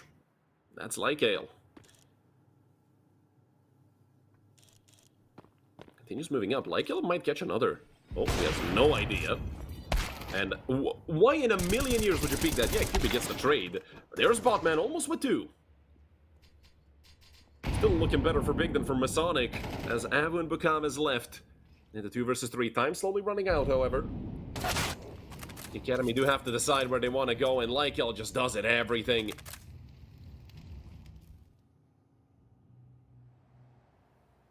That is, we'll get 1 free kill. Never mind, I'm like, what, the worst Jinx you've ever seen? Wow, how is that not a kill? It's not even Bukavis is having a bad game, he's top fragging, he has the most damage in the entire server as well. And it's a 3-0 sweep on the T side for Big Academy.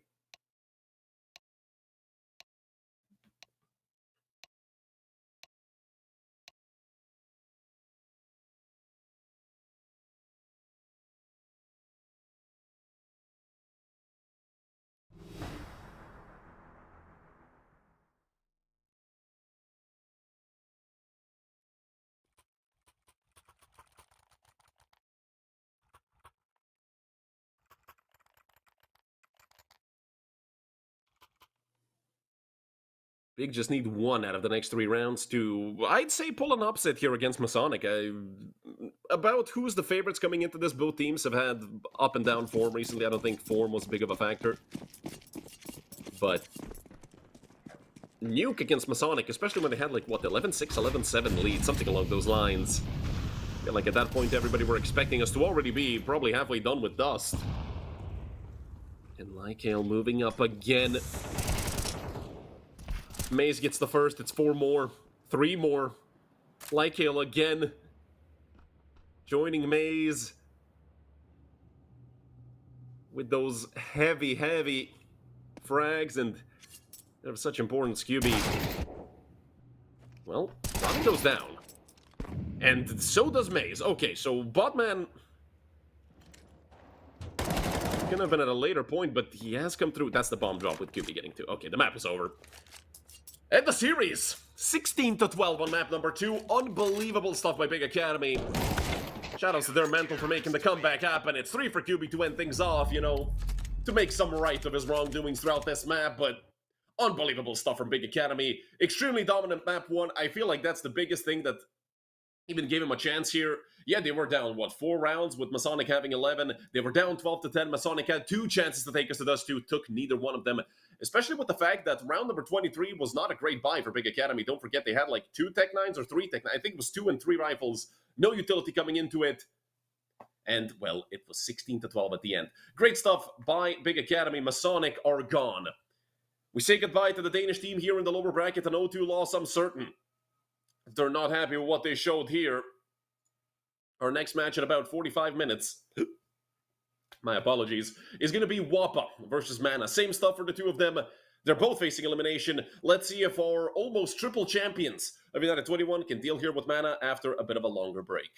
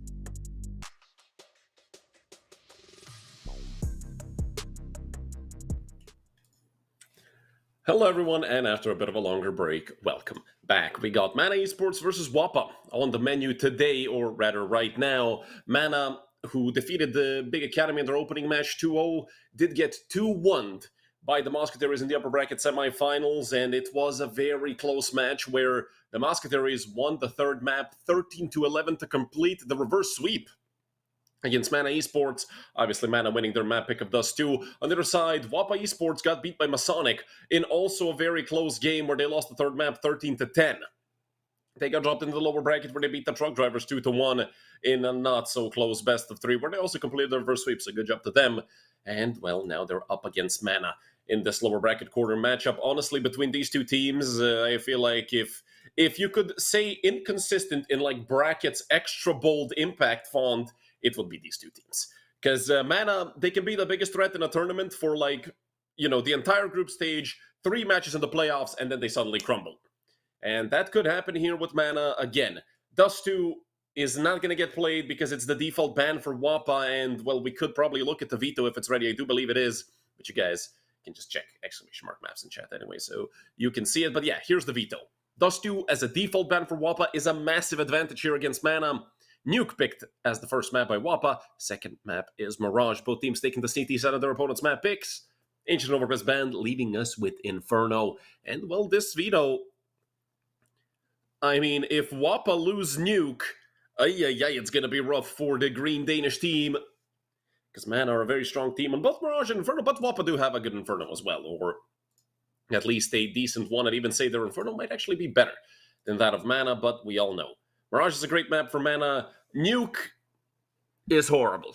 Nuke is one of the worst maps in Mana's map pool that they actually play in that isn't, a permaban for them, although Mana don't really have a permaban. It shifts based on which team they play against, and I think that's the biggest problem. I feel like Nuke could very well be their default ban over Train. I feel like Train more fits the style of Mana, especially on the T side, which is the harder side, but again, Nuke, they won like 1 out of 8 games or something like that, and they're just not good at Nuke. That's the main problem with this team. Let me see if they played Nuke in this tournament at all. I'm trying to check right now. It was their third map against Big Academy, but they did beat them 2-0. So, yeah, again, Mana at least doing a good job at dodging Nuke. Did they play it against the Ninjas? No, they beat... Okay, so they lost... They played the Ninjas as their opening match in the group stage, right? The Ninjas, who are a match away from the grand final. That's going to be tomorrow, upper bracket final, Musketeers versus Young Ninjas, I'm pretty sure. Or it might be actually in a couple days. No, it's on the 30th, so it's going to be tomorrow. They beat the Ninjas, or rather, they lost to the Ninjas 13-2 on Dust, and then they beat them 13-2 on Mirage, and lost the third map. So, again, Mana not playing Nuke yet. They haven't really played Nuke much, and they do ban it depending on which team they play against, because what is their first ban here now was not their first ban, for example, against 11 Esports. They did end up losing Train, which they played instead of Nuke. But again, I feel like for this team, the best way for them to progress at least a little bit is to get a default ban. Doesn't have to be Nuke or Train. It could be whatever the hell. But I feel like those are definitely their 2 worst maps. Ancient percentage-wise is not great, but they're good on that map, although it was banned by WOPA, I believe. So, coming into this best of 3, obviously, Quest has been having a good tournament, and always got to mention Bledar on the other side. No matter what the form of the entire team is, you always got to watch out for Bledar, especially on the maps we have right here, because, let's be honest, Nuke is a good map for the Sniper, especially with the fact that Mana are going to start on the CT side. Mirage is just Mirage. And, well, Inferno's or Decider is a bit iffy. The T-side hopping on Inferno is not really great, but the CT side you can have quite a lot of impact in, and I've been just informed that we will be starting very, very soon, and I mean, like, a couple seconds soon. So I could quit yapping, and we could get to some Counter-Strike. WOPA T-side, Mana Esports CT. One of the longest standing rosters is Mana. They were essentially here as Cubics quite a few times. They did do great as Cubics, but unfortunately that roster, or rather that team, crumbled because of, things outside of the server. Right for GameZilla to open things up. Oh, from WOPA. Yeah, they're a player down, but they do have a full beat roll-up. Awkward for Patty. I'm pretty Well, Cerber as well. Well, anything right about now, and Zento doesn't have kept shots. Could very well take it down. They don't think Cerber knows that, and Patty getting another definitely helps out the situation for WOPA. Patty continues fragging. And what a shot by Amar leaves him in a 1v1 against Quez. The highest rated player for WOPA. Amar is going to go for the 10-second stick. Quez is not biting yet. He's going to open the door. Amar still on it. But Quez with a double alongside Patty's 2 is going to help things out here from WOPA to make it 1-0. I love Amar sticking. Oh no. Well, I mean, can't really watch a Mana Esports match without technical issues, but again, it's really never their fault. What, for one time it was like 20 minutes because Amar's PC just decided to die, so he had to go to an internet cafe to play. Internet problems are always a thing, and those are just all things outside of the player's control.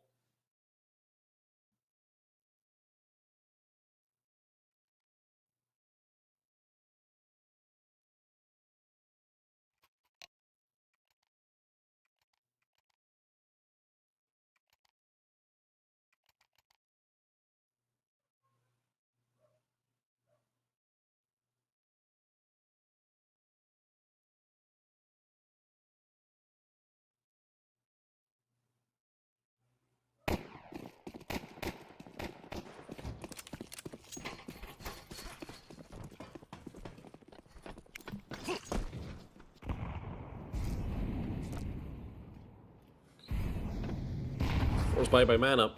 It would be foolish to expect anything else from this team, as they force no matter what. And almost a shot connection.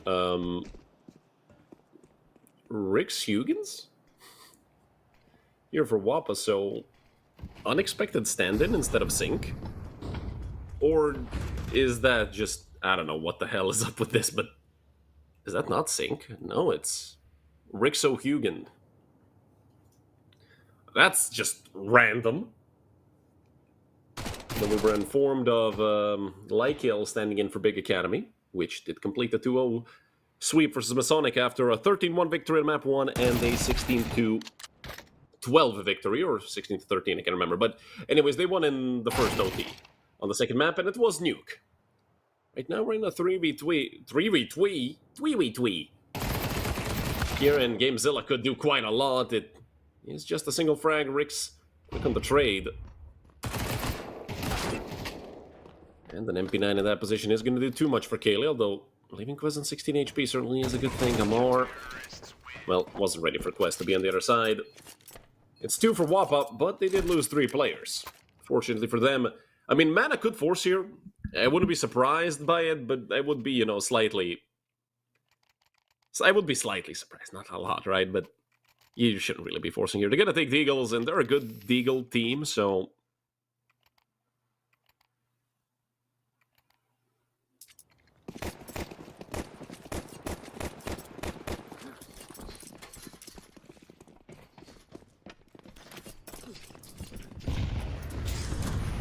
There's that a PT50 in there. There's USP for Blood are obviously saving money for an off. 2 Deagles. I mean, hell, it could be a dangerous round. MP7 for Rix. Or rather, Rixo.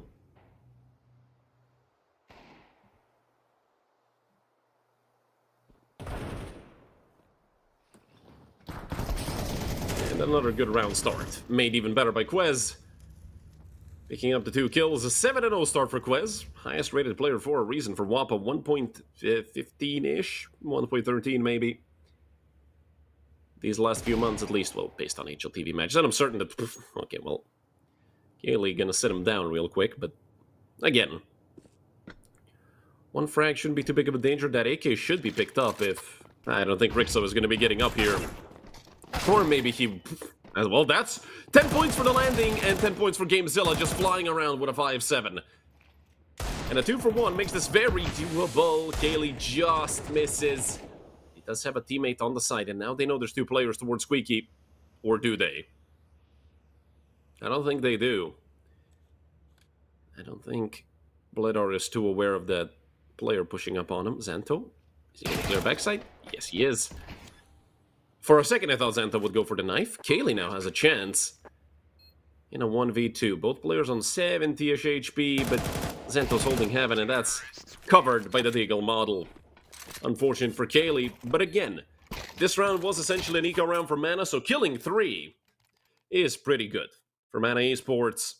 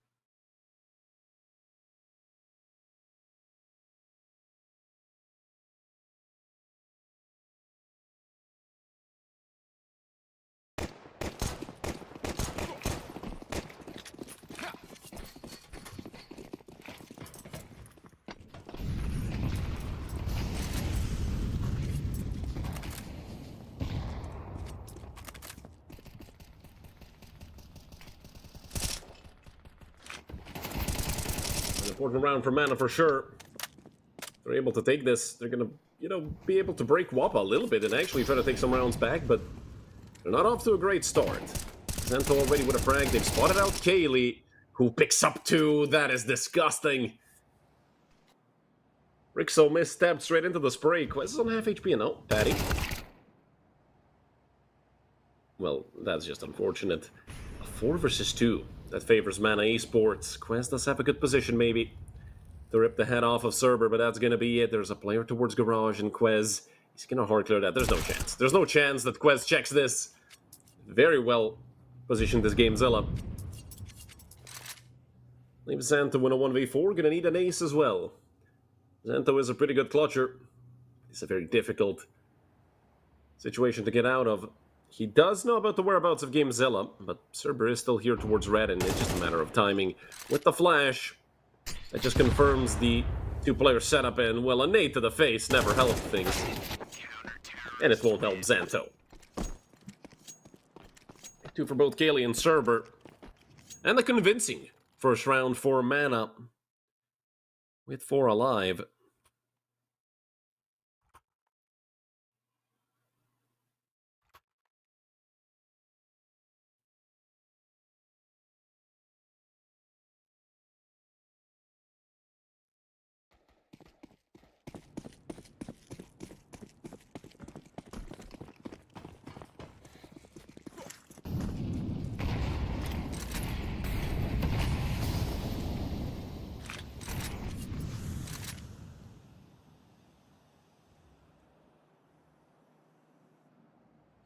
WOPA spending all their money. 2 AKs, 2 Tech 9s, and a Deagle, plus some early damage into 3 players. Good start for Mana, although unconfirmed, it will definitely help out. For Gamezilla again. And an easy frag for Gamezilla. Looking for more. Patty, if he repeaks this.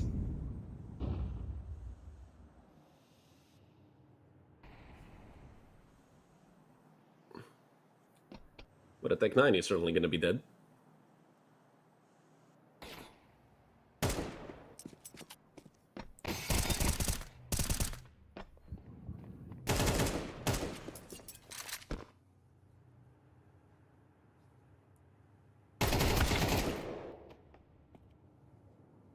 And advantage Mana. The bomb has gone up the vent, and on the flank, them like... Nobody was ready for it. Gamezilla has to pick up the broken pieces now to spot out the head. Ay, it's a bit ugly, but Gamezilla does get away with a kill. Repeaks and destroys them like only Quez is left. They've spotted him out, I'm pretty sure. Gamezilla on the wall bang, and he does go down. Bledar dropping into the side, down to 82. Quez should expect the ult. It is Bledar after all. This could be a very quick kill for the sniper of Mana. Quez gets out of there. Nade being readied up, but Bledar is so low. 25 HP. Quez hears all of it. The nade is gonna come through. It's gonna kill Bledar. Ooh.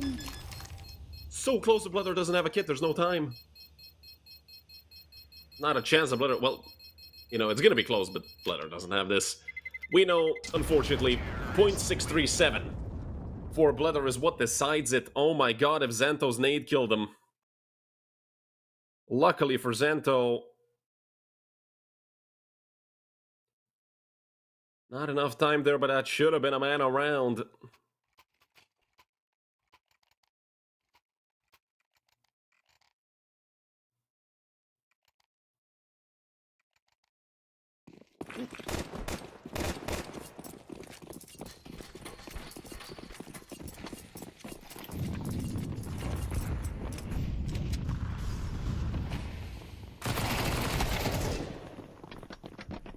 Not a chance for Amor as he gets ran over by like 5 players. I love the idea from WOPA, and it's working right now. They've taken the B site. 2 players have dropped down. It's Cerber and Bledor, although Bledor on an op. Is this a save already for mana? Ain't gonna do okay damage, most likely. Sends Rixo back. You need something here if you're mana to get you going.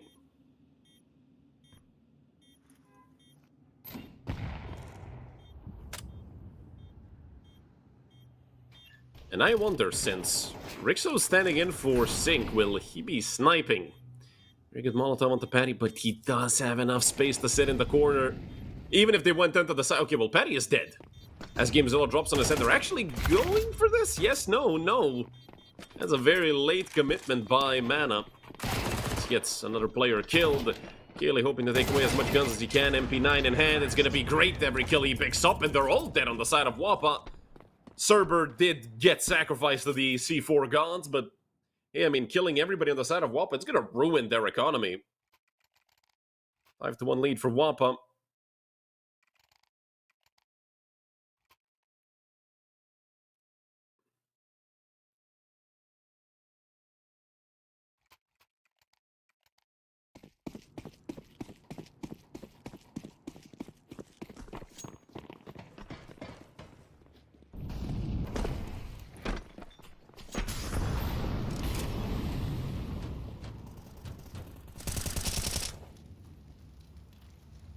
Mana with the better buy. Their money is facing a big break as well. Although 3,400 loss bonus will enable them to be a threat no matter what, even with a half buy. Main problem here for them is just WOPA have picked up so much momentum. And I feel like them not having a sniper, or I mean, maybe Rixo is just, you know, too broke to afford an op right now, which is the case. I mean, even if Sync was playing, they wouldn't have an op. But just having 5 rifles is so much better on the T side of Nuke. And snipers, you know, that are hybrid players are gonna agree that just opping T side Nuke is garbage. Might be the worst map for the op. I don't know, I still haven't decided if it's this, Inferno, or Ancient. But we've all seen the Zaibu highlights on Inferno, so... Yes, the op can be viable, you just have to be, you know, a big enough of a robot to kill everyone. 5v3 right now for WOPA, although... Bledor Zob gonna take care of Patty very quickly. Just a second frag of the map for Bledor and Cerber. Ooh. Spotted. Definitely. Good reaction, though, against Quez.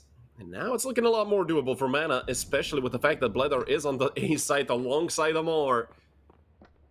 It's gonna be tough to get him out of here. They do have a Molotov for Heaven, but that is on Thamlike up on site.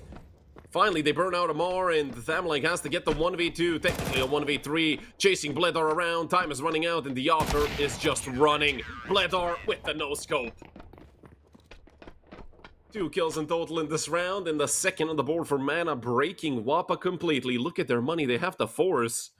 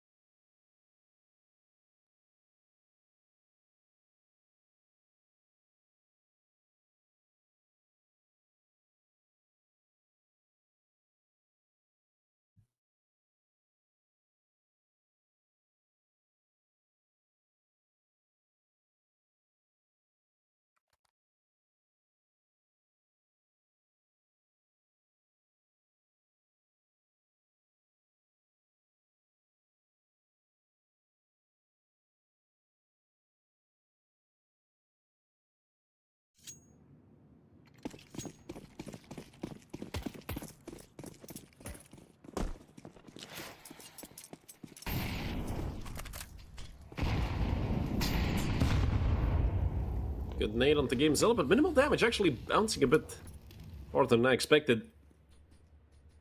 But it's pistols for WOPA. Obviously, a force by next round is a full eco, so good chance for Mana to get most of these rounds back.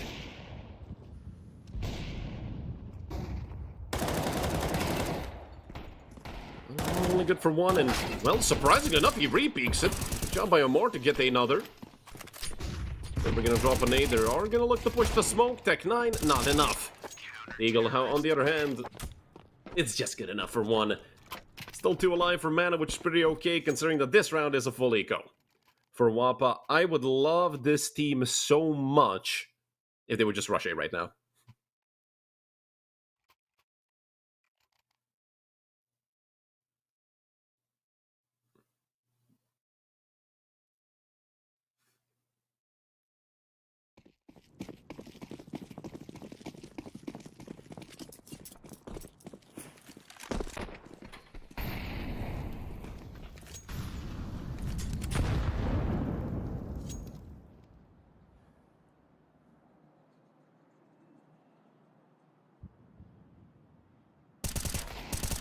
Chance for GameZilla on the entry. And it does connect the head for him. Oh, problems. Luckily, Bladar's there to help out. Great stuff for Mana. No point in GameZilla peeking this again, but it's just an easy cleanup for Mana. Don't forget, WOPA, I'd say absolutely have to win Nuke if they want to have a chance in this best of 3, because Mirage is just an incredible map for Mana.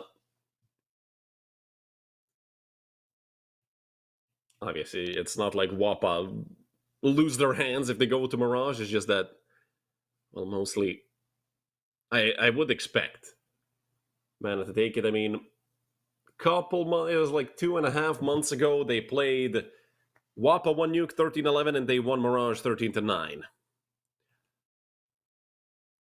But again, both teams haven't really been the best recently. They've had some troubles.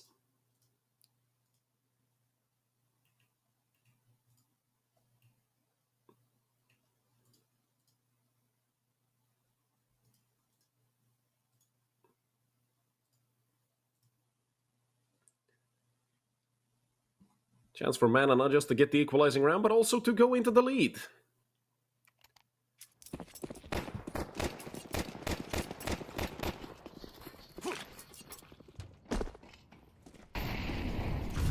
As WOPA are facing another reset. These are slowly but surely looking up for Mana, and, well, with a double kill to open things up. Just going to keep themselves around. GameZilla does go down, but a lot of damage onto Tham-like. Should still be okay for Mana.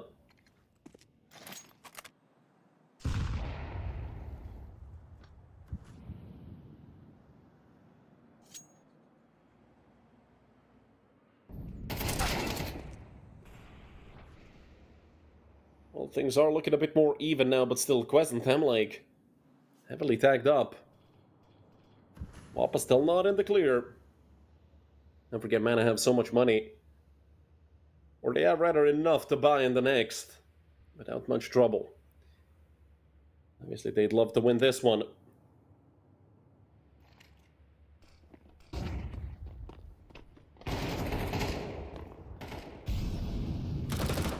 3v2. Oh, MP7. Oh, completely sells them all out. And WOPA somehow take round number 10. Well, even with Mana having the 5 versus 3 to start things off with, Mana just choked the round away. Even the damage that they did was almost impactless.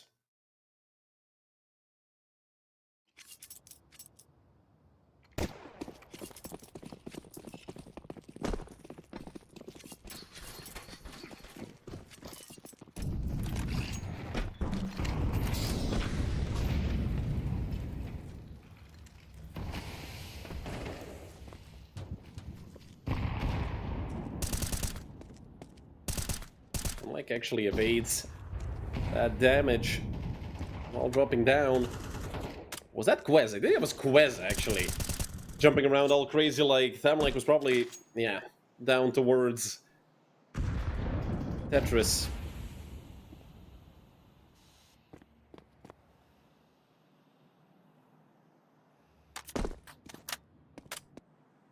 Gamezilla could get caught while reloading and while crossing. I mean, they have spotted out Quest now.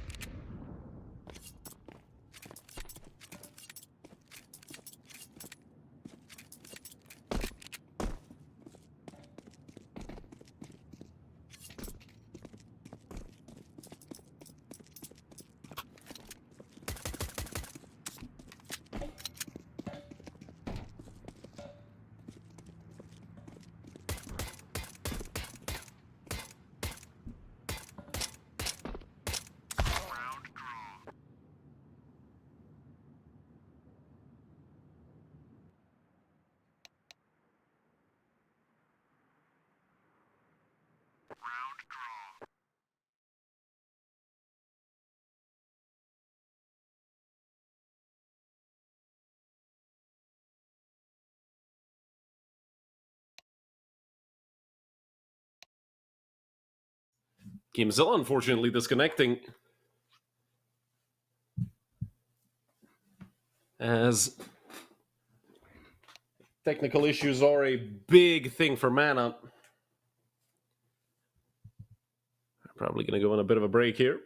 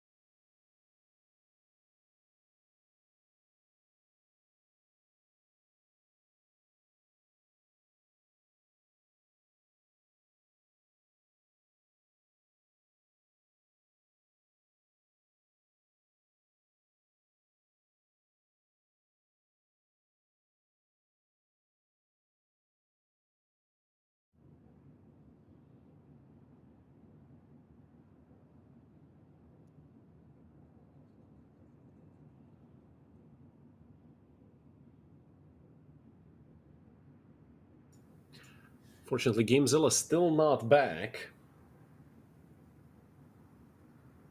which is not looking good for us.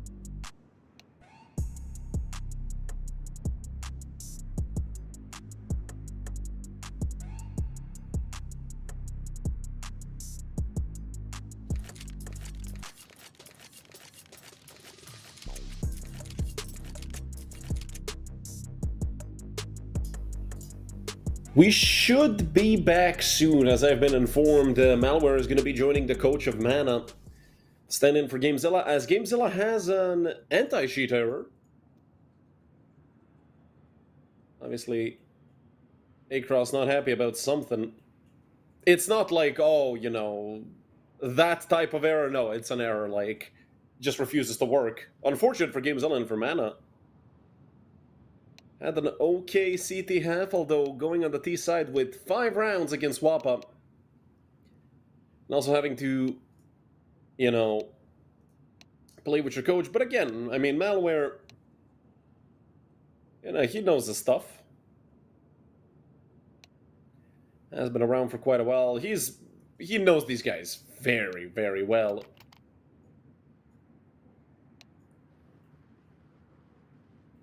Pretty sure he coached quite a few of them back in Team Blink.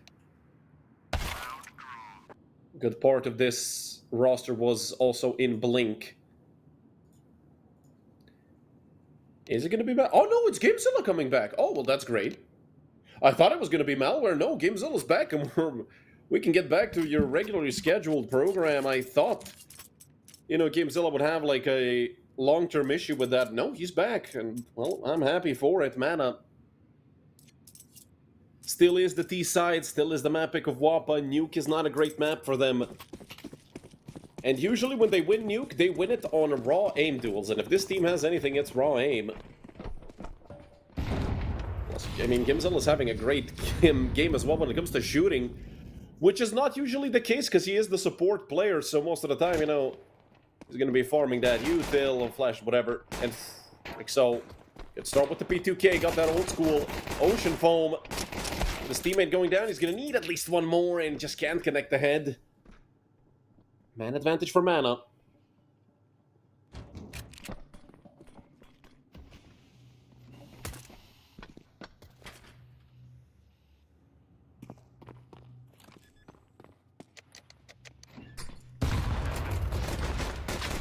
Good nade onto Bledar as well. A lot of damage onto these Mana players. Nobody has full HP. They finally finish Bledar off. Only Cerber and Kaylee left. Here in the 2 versus 3, Kaylee looking to move up. Great shots by Cerber. And he spots out the last. Kaylee does go down, but Cerber has upgraded to dual Berettas. Alongside a flashbang. Fully blind Stamlike who taps the bomb. Cerber fights immediately. And it connects the headshot. 17 and 7 for Cerber. Playing a phenomenal map of Nuke. 6 on the board for Mana. After a very, what was that? Was that about almost 30 minutes?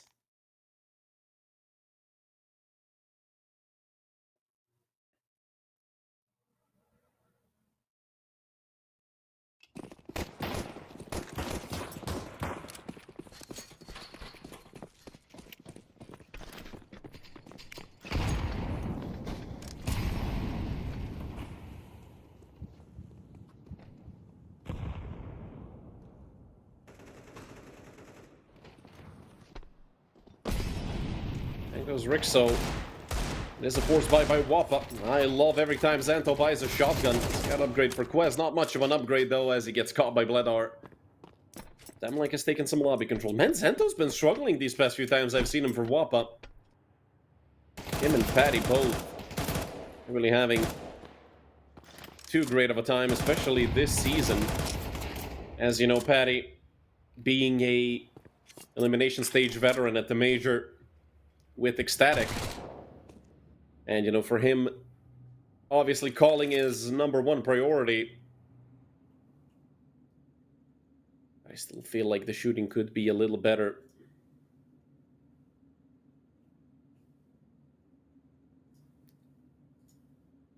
As you know, it's CS2. And the main thing you're going to be going for is, of course, getting kills, which is a little unfortunate in our beautiful game. Force buy falls flat on its face for WOPA.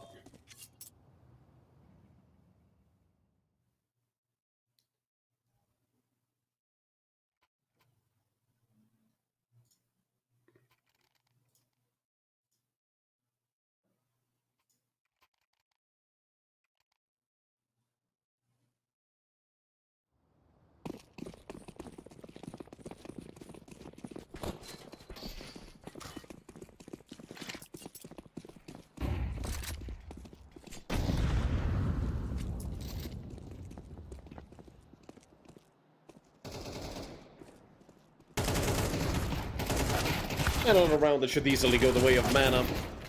So far, 2 kills for... Well, but that's about it, though. Triple kill for Gamezilla, who's very happy to be back here.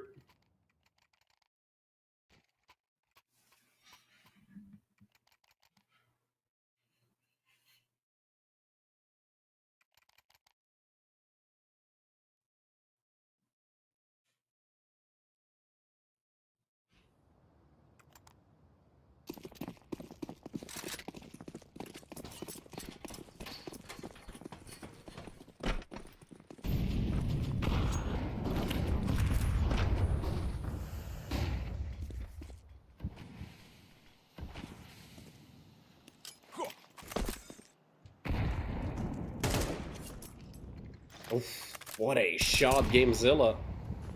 Having a blast, and I'm not used to seeing such a, well-off Gamezilla when it comes to shooting. Usually his, utility and just the support factor is there, but boy, is it great to see. 20 and 11.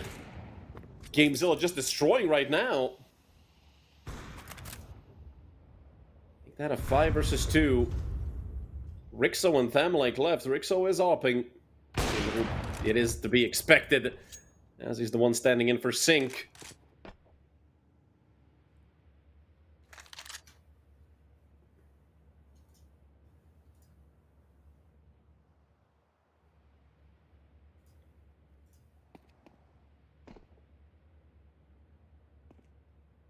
It's 2v4 right now. I don't think it's too doable for Rixo and Thamlike. I mean, Thamlike's having a good game. Rix on the op. If he could get one more, never mind. More with the Mac 10 to take him out, and, well, another great shot by one of the Mana players, this time by Cerber. A lot of momentum on the side of Mana. That's 4 rounds in a row, and a almost fully reset side of WOPA. Obviously, they can pull off the half-buy. That shouldn't be a problem.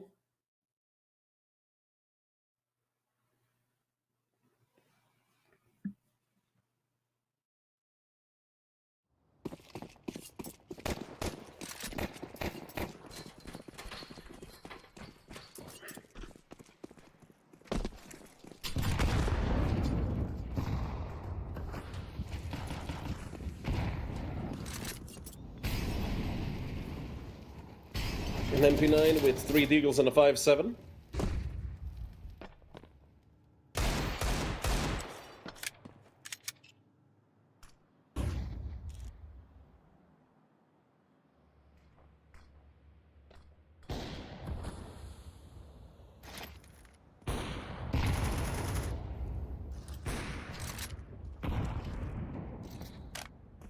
Bit of a slower start to this round, as Mana do have to be careful.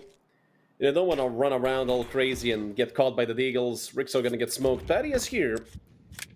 0.3 KD for poor Patty. Looking great right now.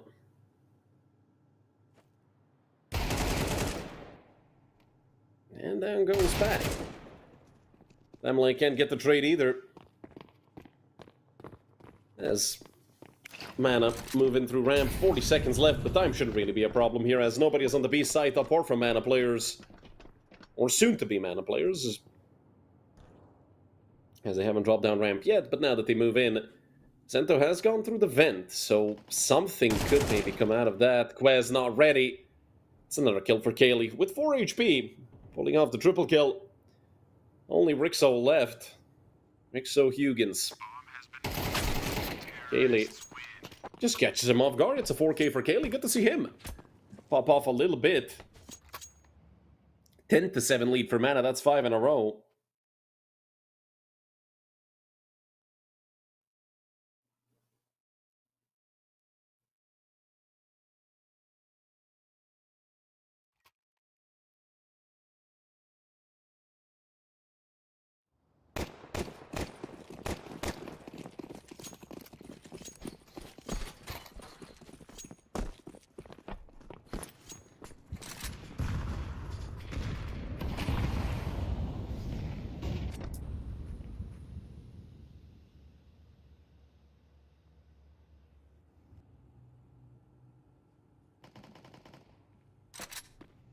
Finally another full buy for WOPA as it's off to a bad start once again. Oh, Gamezilla close to that second.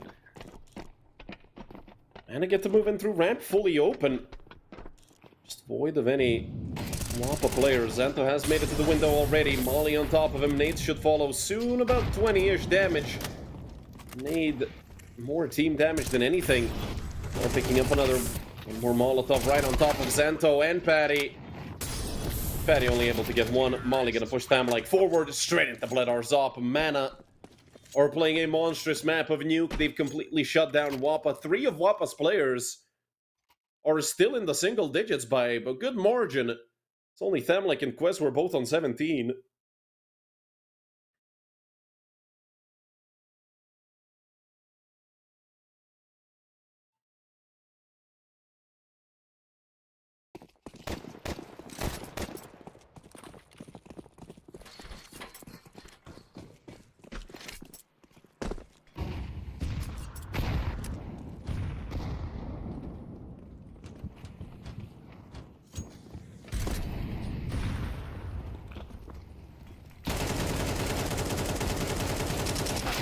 Oof, Kaylee. It's a bit of a rough spray there. And they have been cut out, so 4v3 right now for WOPA. This is exactly why a few rounds ago Mana went for such a slow round.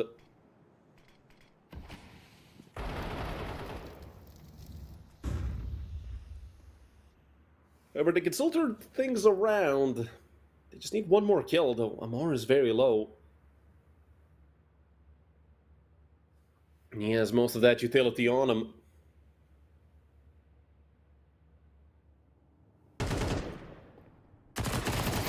We'll pick up another MP9. It's good for one. And Amar falls as well.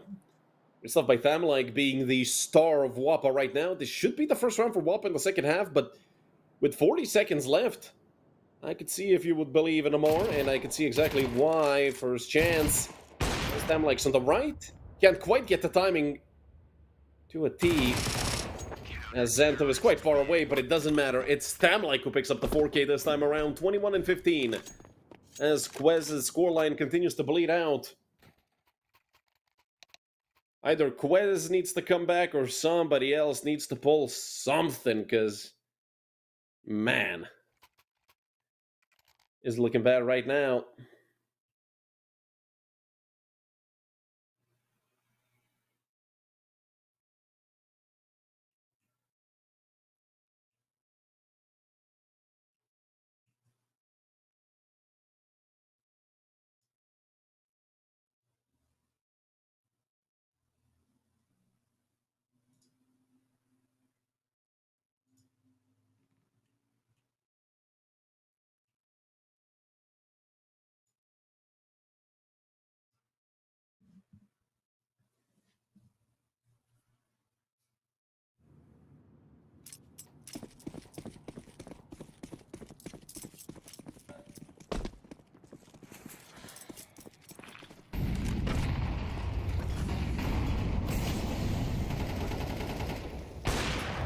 So, good shot to start things off. And a molly that is going to keep Kaylee, well, on the ladder for the time being, as he continues to hold hot and good angle. Why is Thamlek pushing in a 5v4? Especially being the only player having a good game right now. Beats me. A lot of util towards A, but they will rotate into ramp, right into Xanto. Some damage dealt will break open the windows. Reloads the AK as well. You're gonna need as many bullets as you can get here. And knowing the op is on the site, they do have utility to take him out. They don't want to go at him. One player is towards lockers. That's Quez. Lineup. Almost. Actually, did do quite a lot of damage at the Cerber as well. They know he's towards the roof. Just a matter of timing and where they're gonna catch him. Quez with a second. Finally breaks the silence. 4v2. Oh, Bledar got disconnected. Well, that sucks. Would a 4v2 really be much different here than a 4v1 as Gamezilla falls as well? It's 2 for Rixo. And we're back to a technical pause, most likely. Hooray! This time I don't have information on what happened. Could be internet, could be game, could be PC. and a plethora of other things. You can just hope that he's going to be back maybe a bit quicker than Gamezilla was.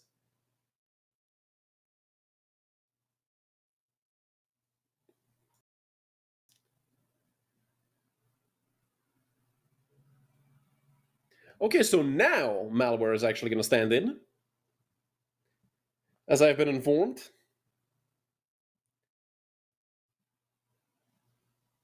The round will be restored, of course, and, well, this one. I mean, round number 21, not the previous one that, WOPA just took, so,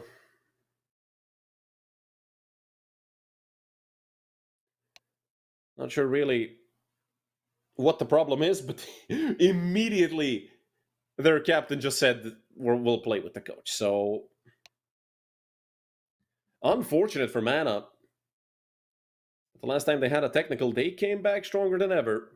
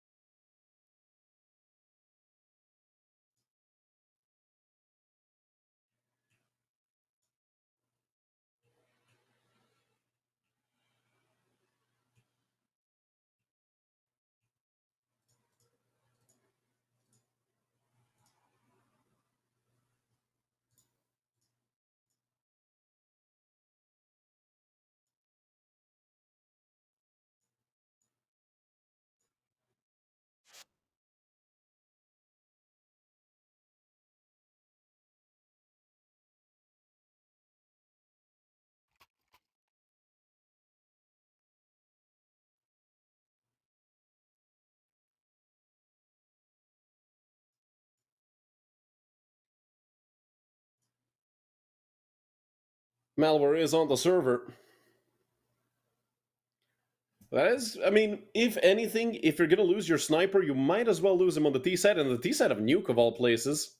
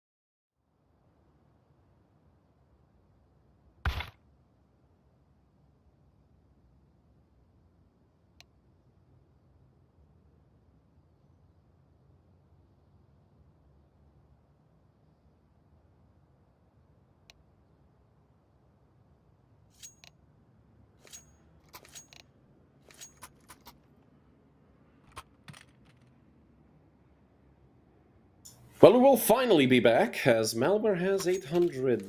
That's not going to be nice. I don't think we can restore him with Bledor's money,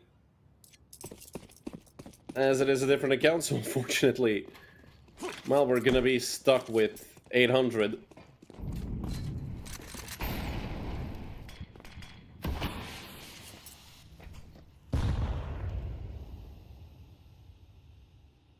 More? Ooh, did he? I don't think he could see Xanto at all. I think that was just mostly X-ray on my end, and Kaylee already with a frag. We're just chilling on the Glock. Unfortunate, really. Oh, Xanto at risk of going down. Should probably see the entire team push down Xanto as the jump across. Great stuff by the coach. Even though he does go down, just gives us the freest kill of all time. Oh, no. Oh, no. Damn, like, up to no good and, well, not really spraying all that well. I feel like he just rushed that, no? Like, I don't know. If you don't wail out on the first guy, you might as well overplay it and hope for the best. And all three players retaking from ramp. This is going to be difficult. You're up against 3 AKs with Kevlar. Kaylee also has a Molotov, which will be of great help. That smoke really helps things out. No for the window as well. Mutal coming out, nades, everything. I'm like, he's gonna get the kill, but he's left with a very low amount of HP. GameZilla falls as well, and it's all on server. He does run away, time's running out, he gets the kill! Unbelievable stuff, Mana take 12. And get 3 map points in a row. Nuke has been a little bit cursed today. In the first best of 3, it was, you know, second map where Big Academy completed a comeback to sweep Masonic 2-0.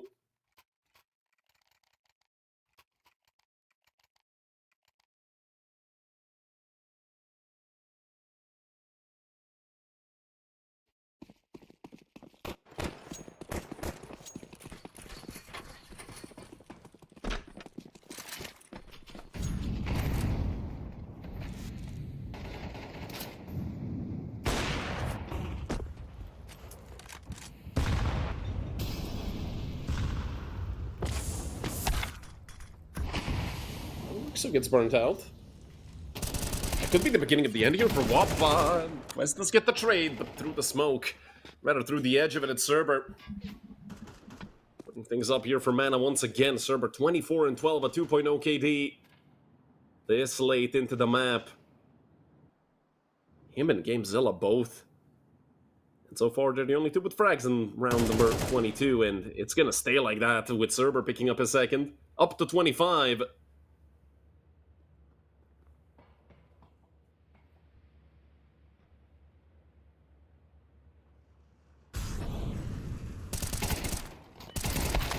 Push from time like a Weber won't get the second. We're picking up the trade. Patty through the molly has to push. Has take quite a bit of damage as they are ready for his arrival. And the map is over. 13-9 in the favor of Mana with a mountain of technical issues on their side. They do, you know, pull it back. They were down 7-5. They won the first 5 or 6 rounds in a row. I think it was 11-7 at one point. GameZilla couldn't connect for 30 minutes. Bledor just DC'd and they immediately pulled the coach in. But they got the job done. I wonder what the hell is going to happen on map number 2. Hopefully, no matter what it is, we don't have as many technical issues and we could see Bledor maybe come back. Or, well, they're going to have to play Mirage without a proper sniper. I'm pretty sure Kaylee or somebody's going to pick up that technically primary op now. But we're going to see after a short break.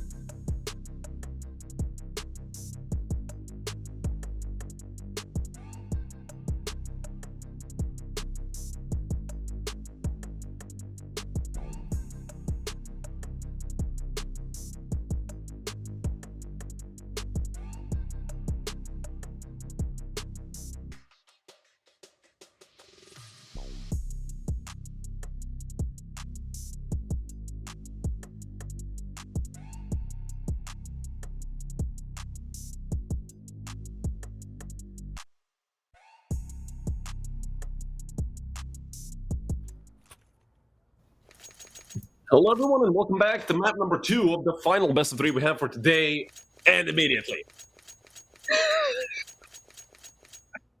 And immediately, it's a technical pause. You gotta be kidding me.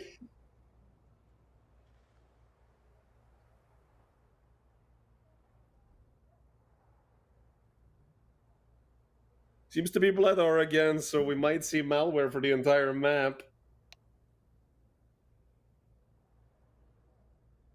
That is definitely unfortunate, especially in a situation where Mana should be the favorites right now. Taking away WOPA's map pick. And being the favorites for Mirage Inferno toss up, I'd say maybe even WOPA. They have to make it to a third first. That's going to be difficult. Even with malware, even if malware has to play, I would believe that he'd be able. I mean, they've secured at least Inferno, so enough time to get the issues fixed. But every single time, something has to go wrong. And it's tilting, I mean, both for the players of Mana and WAPA. You just want to get going to play, and, well, guess we're going on another break.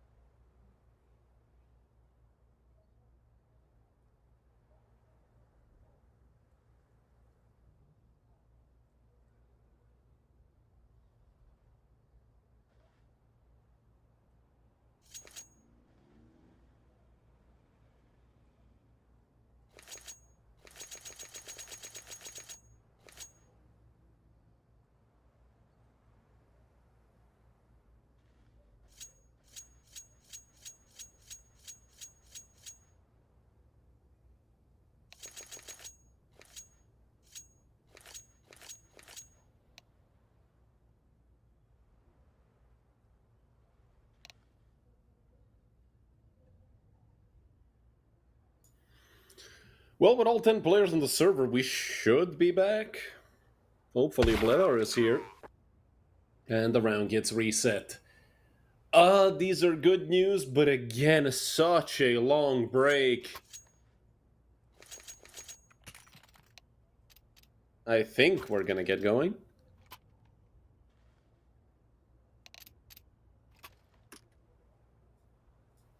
Well, welcome back for real. Takes long enough, but we are back with all 10 here and present.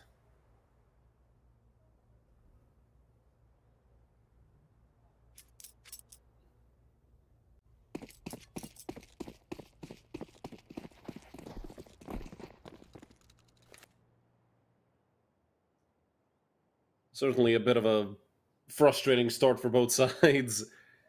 Hell, for us too. Trust me, nobody likes sitting and just looking at their screen while nothing's happening. Lar does go down. Well, the rest of Mana do push forward. Another player spotted into window in Patty. Oh, God. He does connect the headshot following up. Patty is somehow still alive. The CT push coming in. Push connected. Kaylee still towards jungle, and he's the last one alive. Gonna need an ace here in the 1v3. Do smoke him off. Gives us some space to peek the guy Khan, but yeah, it's Patty to swing out. A worrying round, however, for Patty as... couldn't connect the shot on the guy planting, but again, you know, 2 kills. Maybe put a smile back on Patty's face after such a miss.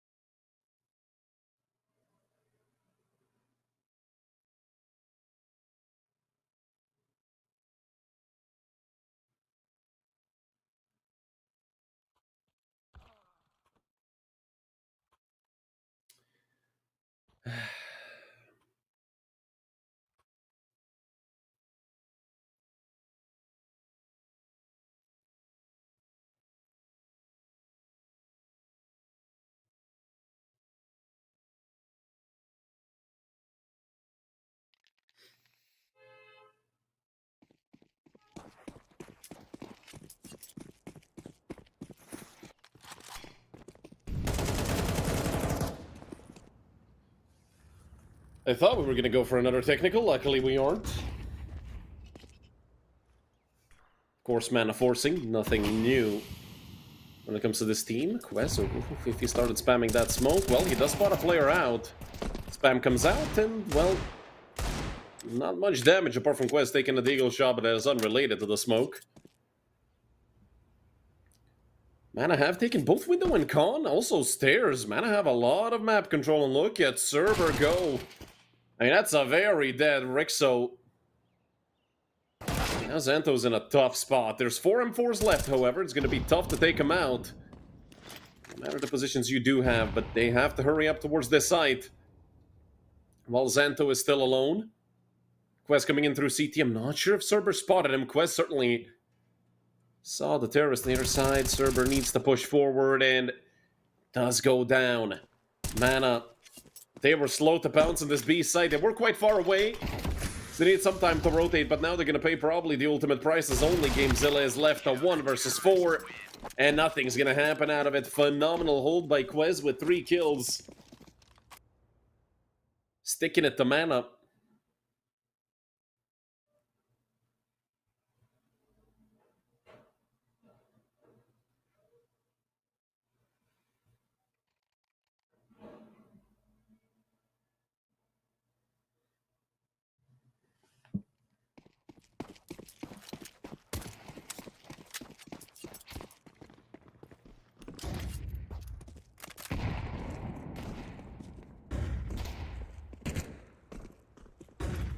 Once again, it's pistols for Mana. This time, however, a lot less threatening, as only Cerber has Kevlar.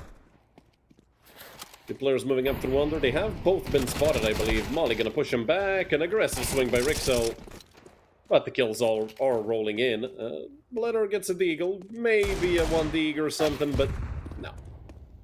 It's gonna be Patty to finish him off. 2 kills for Patty once again. Only Cerber left. His Tech 9.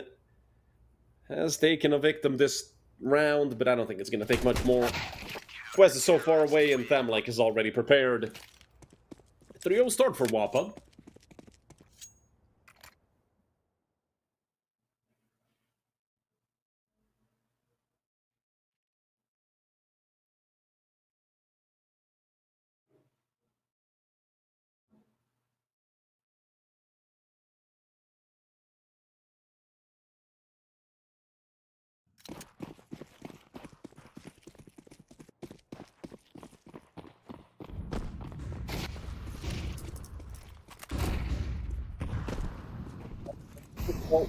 And on for Bledor as well. No smoke for Khan, surprisingly enough. Two players in Khan and towards short. This is a very good setup by WOPA to counter this.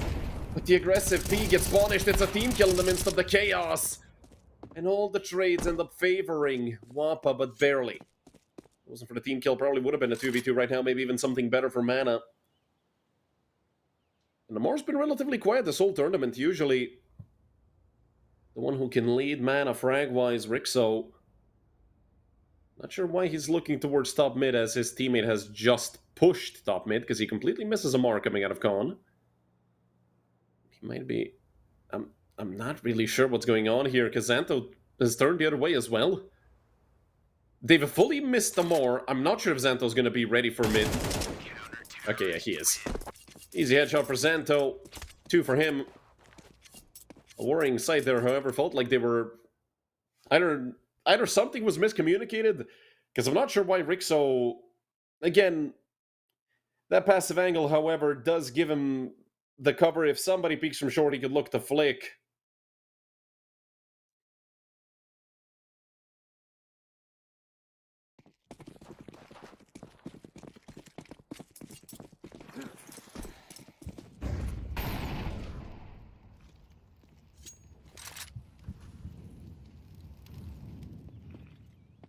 Start for WOPA, looking to make it 5. Look at us taking in these pistols up close and personal. It's a 2 for 2. And Quest taking damage as well. You know exactly where he is. He's gonna get 1. Now there's 2 rifles in the hands of Mana players, Kaylee and Bledor. Also Bledor with quite a lot of utility, but Kaylee's dead. This nade's gonna dunk him right on the head or not. He's dead anyway. Leaving just Bledor all alone. He has thrown some of the utility he picked up. But it's time for him to look elsewhere. As he turns all the way around. Bledor will have an open B bomb site, which is pretty good for him.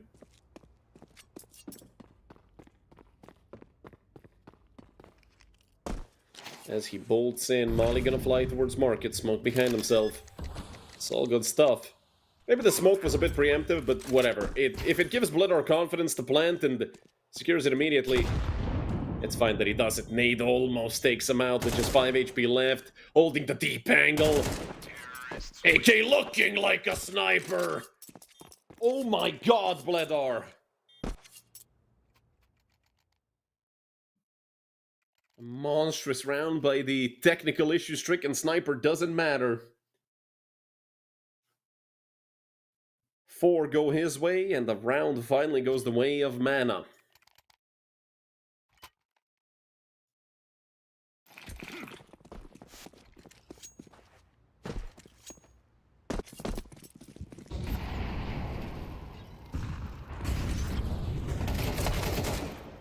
Oh, Quez. Not off guard, and it's a very fast double kill for Mana.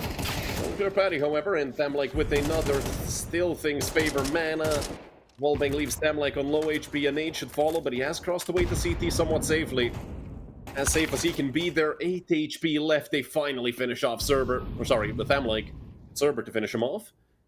With only Xanto left, it's a 1v3, but a player mid should seal his fate as Xanto tries to fight it. Triple kill for Amar, his first 3 of the game. Starting off 0-5, being 3-5 must feel pretty good. From that almost single-digit ADR he was carrying. And we're going to look at a bit of a hodgepodge buy for WOPA. As they do have a Deagle picked up, alongside an M4.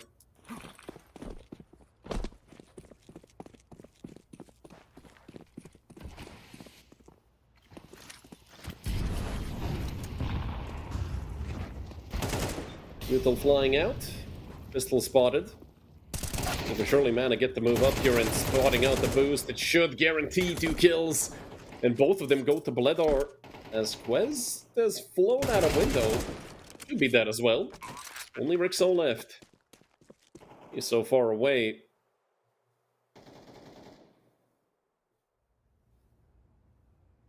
Maybe a single kill. Just to help out a little bit with the economy. Saving the M4 could also be pretty good, but he knows that he cannot take an angle that's far away, and the flash is just disgusting, sir, but that is beautiful. Another multi-kill for Bledar. Up to 9 frags. As Mana close the distance, WOPA just 1 round ahead of them.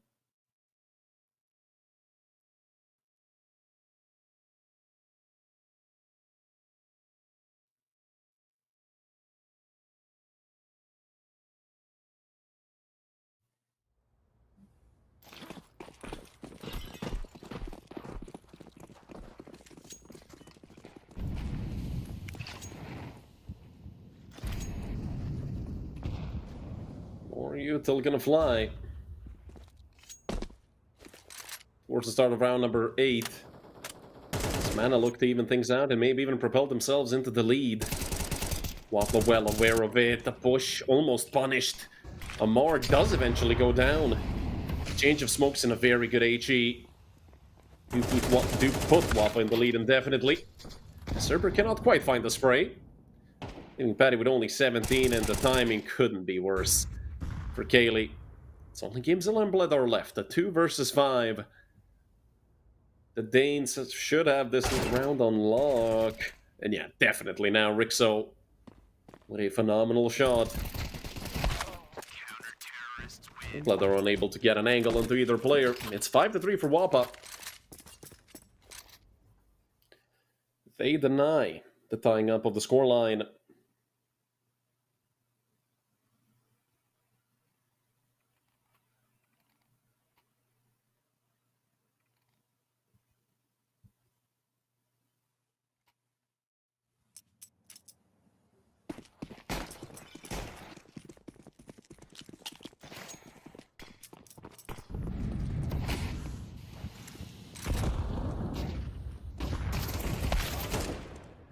Kaylee caught.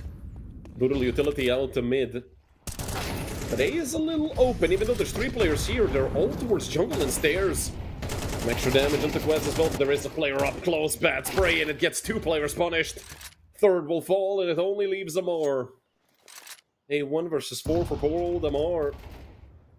Quez and Rixo are pretty tagged up, but that's the only positive Amar can take out of this. Molly gonna fly. One gets thrown in return. He does turn, but not in time. Xanto rips his head off, making it 6 for WOPA. Now it's a bit easier to breathe on the Danish side as they do have 6, and also looking at an almost reset mana.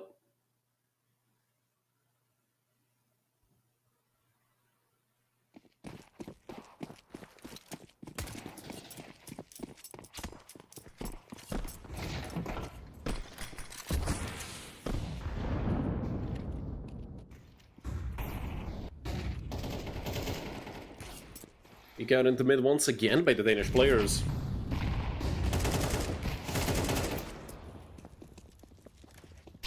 Back. Stop. Good. She just keep on picking him off one by one. Rixo lines 2 up as well. And Amar is all that's left. The ill-fated offense of Mana. Actually spent quite a bit of money. Both Kaylee and Bledar spent a lot, but the AKs they picked up didn't really do too much.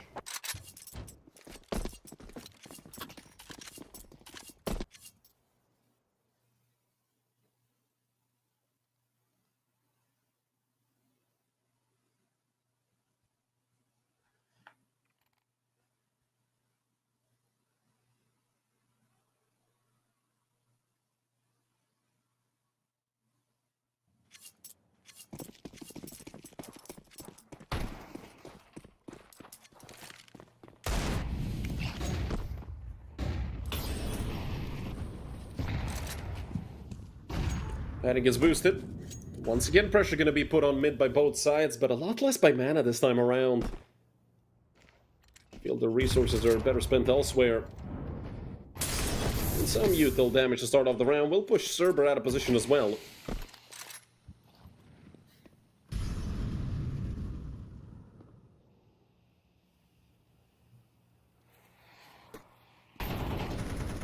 Four players on mid, all bunched up for mana. Bleder is the one we really have to care for as he goes down. Couldn't quite finish off the kill onto Patty. More nades gonna fly. Gamezilla eats one. I've gotten a trade somewhere else, says. And a look to take B. Got a player in there already. They don't have a nade to finish off Patty, but the frags just keep coming both ways. It's a 2v2 right now, but look at where the bomb is. So far away from mana. This is a round they definitely have to win to avoid a potential 9-3 score in the favor of WOPA. You absolutely have to expect the player down towards lower at this point. Underpass has been a big part of these rounds, and look at where Rixo already got himself into. Phenomenal position is what that is.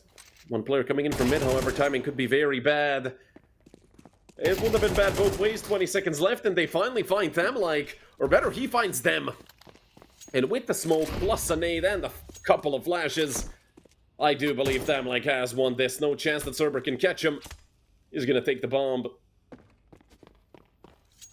And take the L on the chin. It's 8-3 in the favor of WOPA, who are looking absolutely phenomenal here on Mirage.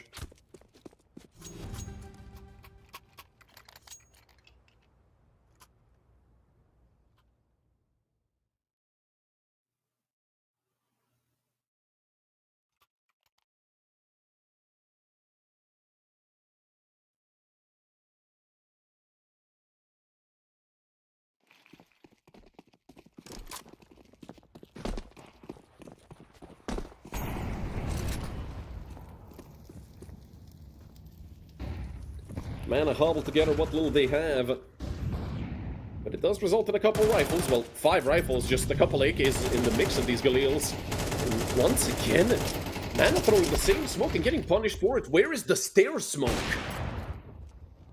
As Mana find themselves in a 2v2, both Kaylee and Quez are low, and Xanto's in a good position, but he's all that's left of WOPA. And Bledor's gonna make sure he can't do anything. It's a full house between Kaylee and Bledor to save Mana from a very bad half. 2 4-round streaks for WOPA. Do keep him in a very good spot.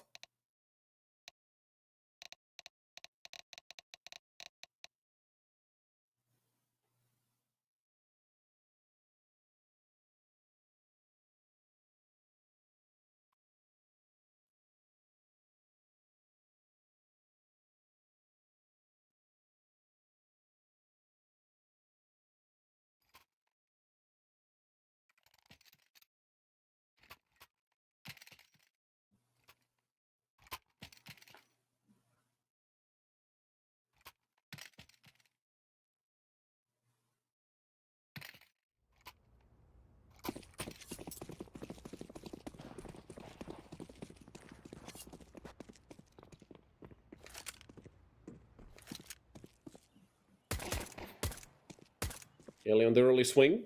Not much success with the USB so far. Certainly is an A hit by WOPA, at least right now. With that late lurk most likely going to come in through under into Con. Just a matter of when will Thamlink decide to move forward, because that's roughly when WOPA will probably decide to strike. Though right now, with 4 players here, Mana, we're very well set up to defend this. We'll look to place towards ramp. 2 players here. Quez cannot be surprised by that peak of Cerber. They're still waiting. WOPA just leaving Mana out to, well, sizzle and just think about what could possibly be this round. With the util coming out, they will realize that it's still an A hit, with Bledor taking one, making turmoil here towards ramp. The kills are just rolling in for Kaylee. It's a 2 versus 3, but Thamlike still on that late flank, but Gamezilla, just as he turns, Thamlike comes out. Thamlike has a massive opportunity here. We're looking towards CT. They think he's gone in through B. That's how bad the timing was for Gamezilla, being sent on a doozy. Gamezilla has a chance to turn towards jungle. He will go down. And now this round becomes very interesting as the bomb is going to walk right into the pincer maneuver of Amar and Kaylee here between Ramp and Ninja. But Amlek has to move forward. Does Quez ever clear this angle? It's Amar. He's a bullet away from dying. But he has just gotten a kill. He will go down, and they should know that Kaylee was towards Ramp. I'm just going to get stuck all the way. Kaylee's still moving forward. He should get this kill if Quez is not careful. But I don't think it would have changed much, even if Quez didn't quite peek it immediately. Very good crosshair placement. Bomb has been defused. Counter-terrorists win.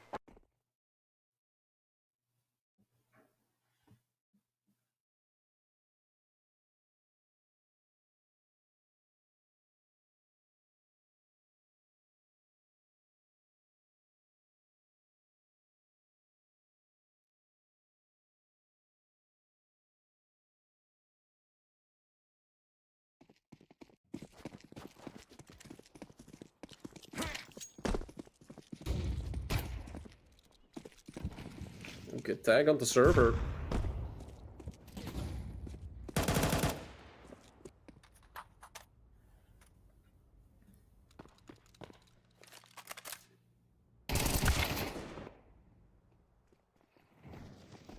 Calls with another. Server with just 12 HP. This is going to be a difficult round for him to defend. He does deny the plant, buying some extra time on the rotate. But an op here retaking against pistols? I don't think Mana want to go for this. I don't think they should go for this, especially with Xanthos' position. They did hear the reload. So Xanthos probably going to be kept at bay. He is also aware of the fact that they're probably looking at him. Picking up another. They might look for something, another scout shot connecting, but Kaylee's on 2 HP. You have the op that you're risking. It's going to be just a save. And the force buy wins it from WOPA. In round number 14.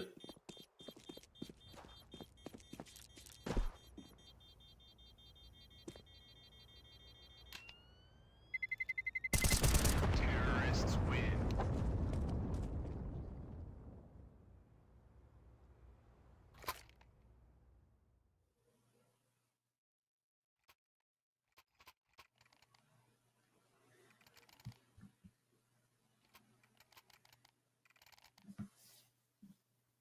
And I do still have quite a lot to work with in this round. Utility looking a bit thin. As WOPA could look to stretch this out, to try and abuse that. In the situation Mana are in right now, you probably just want, I don't know. It's a delicate round, and, well, Bledar going down certainly doesn't help it. You get the trade, and somebody could maybe even look to pick that off up. I think it's a bit too deep to be picked up. Another 1-for-1, but Server's in a great spot. If anybody decides to push A, they're probably going to be a victim of his. There's a more... Oh! Lamar knows of one player's existence. Probably, actually, both, as that smoke was thrown from the deeper part of mid. They're probably thinking that he's spamming it all willy-nilly, but they don't know that Amar knows. So just looking to move up as well. Should be caught in the back. Oh, Amar. Not used to seeing misses like this from him. The molly is also going to double as something that's going to keep him safe. Amar has enough time to, you know, catch his breath, as he is the only rifle remaining here for Mana. But that's going to change with Cerber getting another. Rixo and Patty left. They're about to be triple peaked. Nade doesn't do anything as Rixo gets dropped, and it's 6 on the board for Mana. A great return as WOPA served up that force buy in the second round of the half.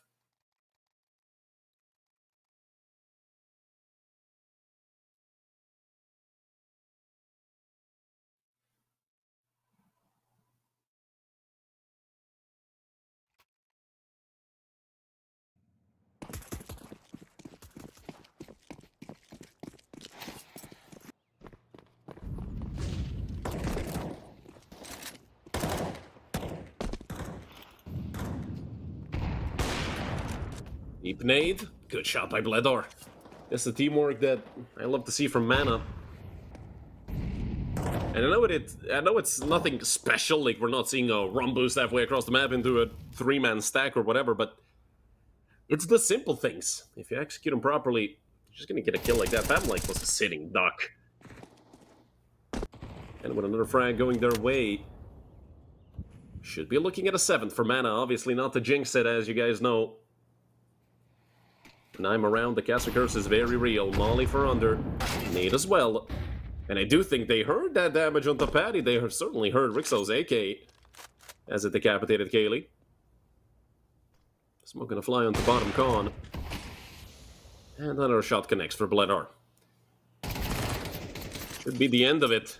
Himzilla taking some damage. Just gonna get out of there. Take the AK. He's gonna be happy with it.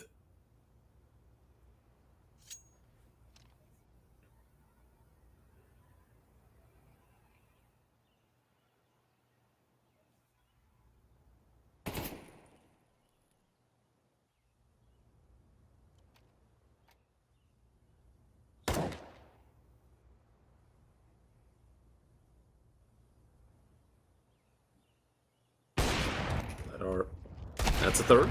We'll be looking at 4, and it is 4. Good stuff by Bledar. He's been hitting with those multi-kills. Quite a few rounds.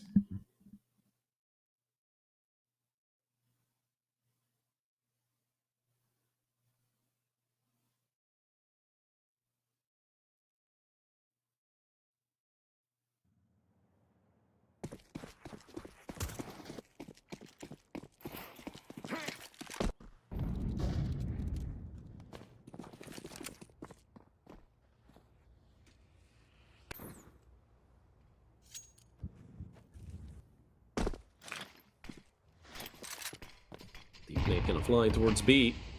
There's a bunch of players down towards under. A 5-man stack. I mean, hey, it is a Danish team, so what else is there to expect? If Cerber drops down there, he's gonna have a hell of a time in all the wrong ways. I do think that Cerber... I don't know, I've seen a lot of players just from this position drop down, mostly because they're bored. Just want to do something.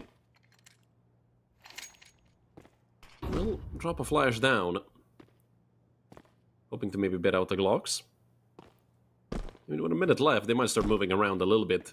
So if Cerber does drop, he's going to have at least somewhat of a chance.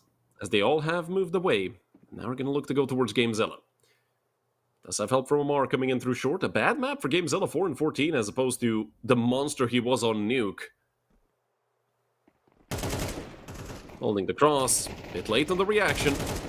The Glocks have closed the gap, but I still don't think that's enough as Amar gets dinged, finished off. Another kill goes the way of WOPA. Bomb will not be planted, at least not yet, as the Glocks... Another victim. But even with the round win going the way of Mana Esports, I think as they've lost 3 players against a literal full eco round. Somebody called dazed as these Glocks were running rampant.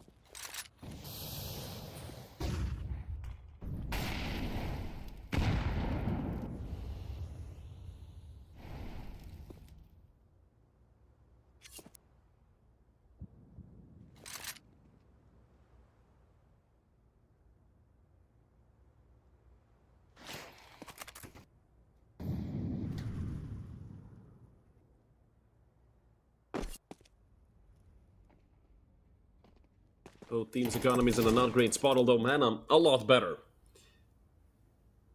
Player-wise, they don't have that much. Gamezilla and Amar, 1,400 between the two of them. Cerber and Caleb a bit better with 2 and 3k, but Bledar's on 8 grand. This round could be the breaking point if they reset WOPA once again. Mana probably gonna run away with the score a little bit. For that to happen, of course, WOPA do have to fall. And with 40 seconds left, going towards A, Kaylee in a phenomenal position. Do you ever clear that? They don't even have a Molotov for this position. Kaylee does have one of his own, so that utility might end up being a little bit wasted, because if he threw it right now, he'd buy some extra time for the rotate, but who the hell cares? Kaylee's still in such a great position. The wallbang is there, and Patty destroys him. Has that major experience at work. Now it's a 2v5. They have to save. Mana have fallen just short of tying up the scoreline once again. Could have been 4-4 at one point.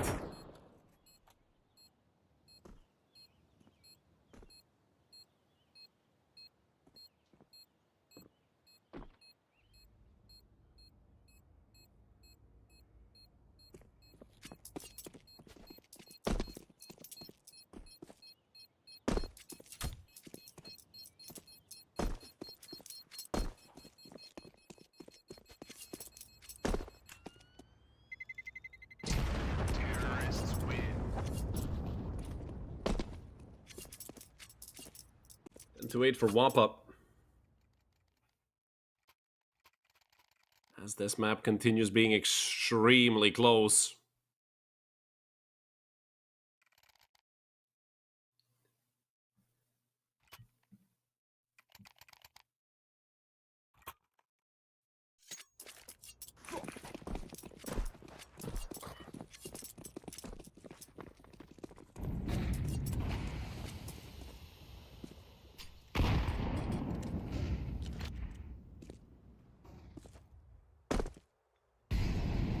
Start for mana.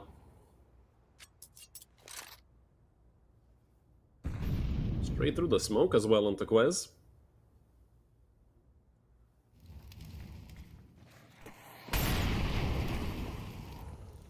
Luckily, Patty doesn't even get touched by the flames, so they don't have surefire info on his position. As another player will look to move up, Cerber is a good setup for Amor and Cerber, but they have to hit their shots. Barely. They take the 2-for-1 right now, and Patty just can't get the trade as he hasn't really moved. And well, he will be rewarded with a kill onto Bledor. As Amor is still low, this 2v3 is looking doable for WOPA. Where's the bomb? Oh, the bomb is top mid. That's gonna be fun to retrieve. But it is only Bledor here. I mean, Xanto's running, 50 seconds left. At about 50 HP. Now I wonder... where are they gonna go with it? 40 seconds. I'm certainly gonna be a factor. You have a player in under. They might look to move back and just hit B as a two-man unit. Do you think that Patty cut noise a little bit? But they will probably have to start running no matter what. As Gamezilla is tucked away in a corner. 15 seconds. They're finally gonna start running. Gamezilla can call Kaylee over, but he has to kill at least one. Good job done, and just baits out the second. This is great stuff from Gamezilla, who does fall. Maybe a wider swing could have done it. Hell, even just crossing, as he's not an easy target, because he just left his teammate against a very good-looking Patty, who makes it 11 for WOPA. And that's the round that Mana had to break WOPA in. They just fell so short. I mean, they didn't fall so short. They fell short by just that much.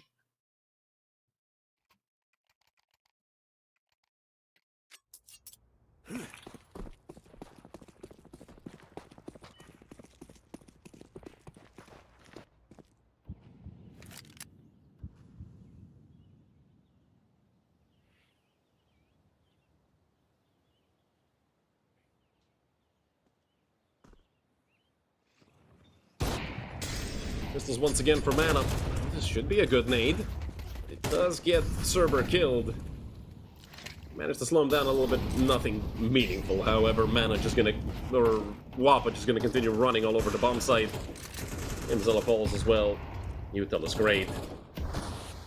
Kaylee low, and Bledor, he has a deagle, no Kevlar. They know that Patty is mid. It feels like maybe they could go for a kill on to him, but with just Kaylee left, I mean, I just wonder who's going to be the first to throw a nade. It's not even going to be needed. Patty ends it. 2 for both Amlike and Xanto, 12-8. 4 chances for WOPA in a row to take us to map number 3, which is going to be Inferno.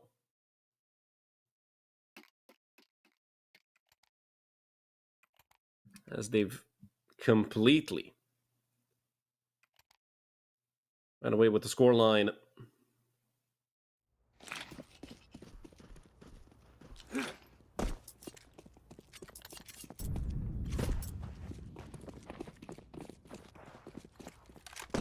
Obviously, last chance for mana this time around.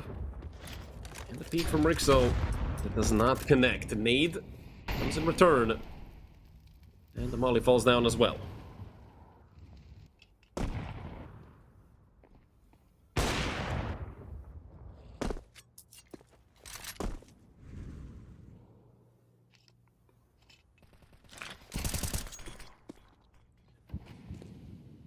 Some damage onto Patty.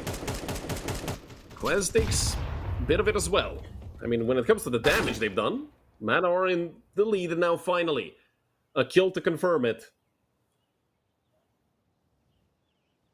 Don't forget the money on Mana side is so bad. Not only do they have to win the round, they have to win it. With quite a few players surviving. 3 at a minimum. And I think they would also like to win it with a bit more. Clearly just forgetting about Xanthos' existence, and now they're getting heavily punished for it. Luckily, the flash from Amar was perfect, and Xantho falls as well. Only Rixo left. Flash is going to go high as Rixo nearly gets taken out. And with a missed off shot, he's finally going to be sent to the grave. 3 alive for Mana. He did get it across the line with, 4. Or rather 3. Which is okay. Now they need 3 more.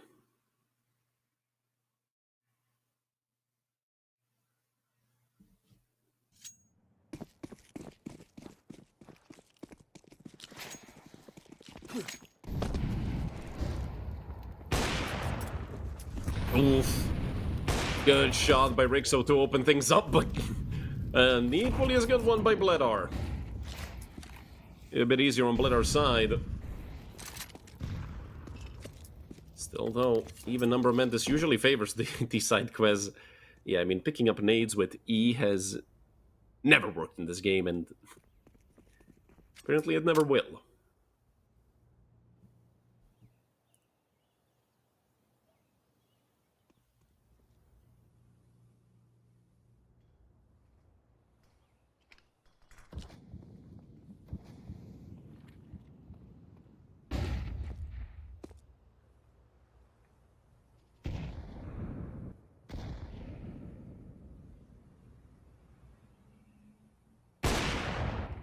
Gone before the storm, it feels like. Barely alive. It does get finished off. It's going to be an A finish here for WOPA. About 40 seconds left. They finally do start going forward. Amar swings. Perfect timing. Probably would have been dead if he didn't swing into Quez. Or at least dead without a frag. As it keeps the man advantage alive here for Mana. Bledar just confirms it. And Rixo's a dead man. Great stuff for Mana. They're really gonna go all the way to the end. We're in round number 23 right now.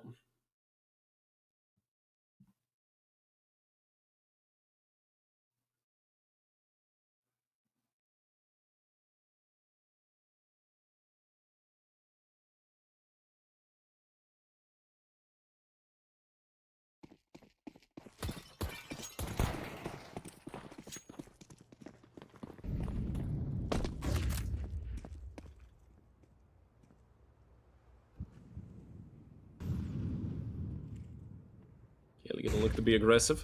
WOPA have gone for the full eco, but they only get 2,400. That last round full buy is not gonna be too great.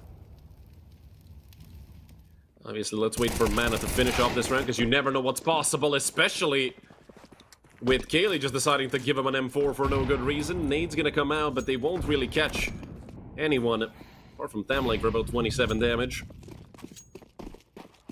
Mana have fully left A. Oh god, are Mana gonna lose to a full eco? Smokes are being readied up. 4 players should be on the site soon, depending on when Game Zilla rotates. Swing out, enemy against full eco players. Cerber just farms it. With 4 to make it 11 for Mana, we've gone all the way.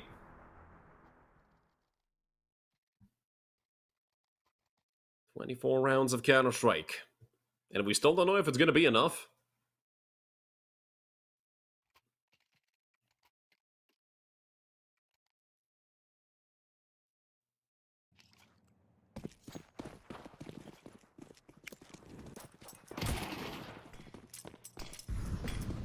potentially see overtime again on the second map today.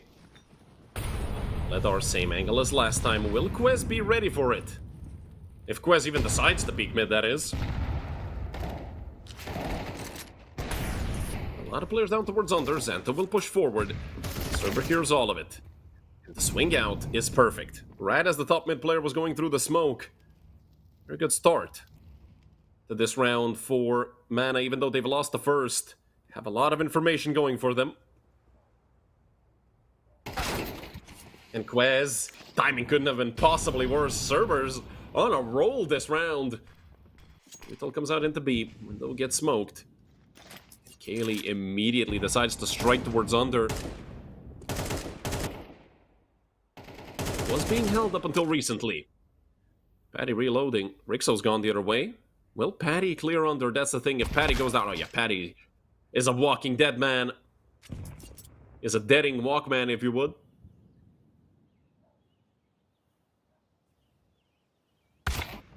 I'm like... Didn't realize it was Bledder on short. We're going to overtime, ladies and gentlemen, for the second time today. Map number 2 needs more than 24 rounds, unless we see something magical from Rixo. Really looking a bit lost as he looks Palace, but again, you couldn't possibly know where Rixo is. Now you do know, however, they can pinpoint it a little bit. Flash comes out, just missing the peak from CT, but they're just gonna collapse onto him. He hears all of it. It's Bledar to close things out. 4 between him and Cerber, as Bledar takes the lead with 24 and 16. Nobody's even on 20 yet out of the entire server.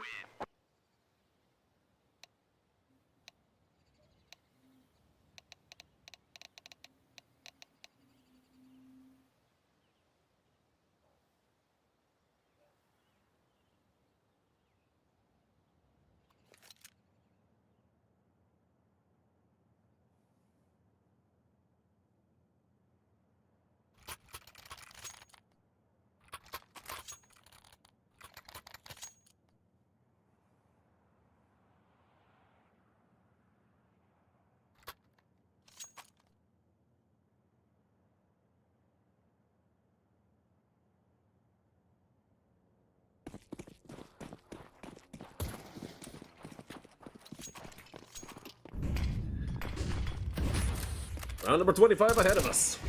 And with WOPA, of course, setting up for a default. These are crucial rounds early on and over. Get some early momentum as Mana are the ones... What was it? It was 12-8. And now we might even be looking at a potential Mana lead. As Cerber takes the first frag and they just tuck back into con. Rixo can't do anything. As an op, for goodness sake, can't even push up that far. You know, to try and force the trade back.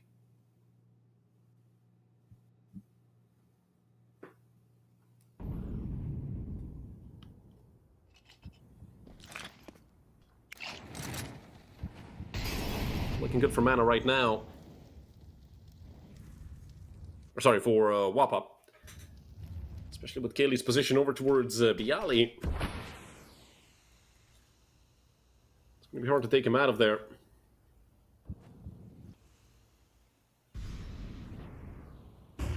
Kaylee's going to get flashed in. The flash perfect. 2 players dead. Great stuff from Mana. And this is all the teamwork I was talking about. The reason that sometimes this team, you know, doesn't do too good because they don't play around each other. And this round was a perfect example of a very well-oiled Swiss clock. Carrying the title of Mana. 13-12. I don't think Mana have had the lead in this map ever. It was 4-3 for WOPA, and then while Mana were looking to make it 4-4, they lost that round and ended up being an 8-4 half. They made it to 8-7, lost a couple rounds, 1-1, and then it was, or actually it was 9-8, I believe.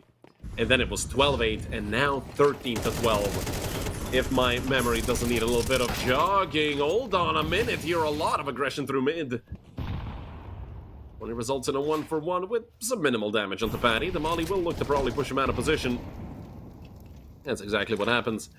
Patty should be safe here, however, as Mana don't really seem to be too eager to peek mid, of course. It's, well, GameZilla. He's going to be at an aggressive angle for sure, if he feels the need for it. A lot of experience behind that man. More here as well. They are hearing all of this. It's almost a two-man. But GameZilla is there to clean up the straggler. Rixo and Thamlike left as WOPA continue drowning amongst Mana's influx of rounds, and, well, it seems like it's gonna be a flood in Denmark, as it's 4 alive for Mana, 14 on the board.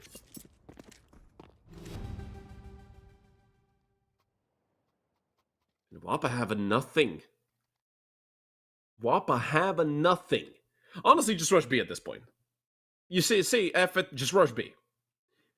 These default rounds have had so many holes in them, you think they were a mosquito net. They're not large holes, but they're little and there's plenty of them. Man, are no mosquitoes.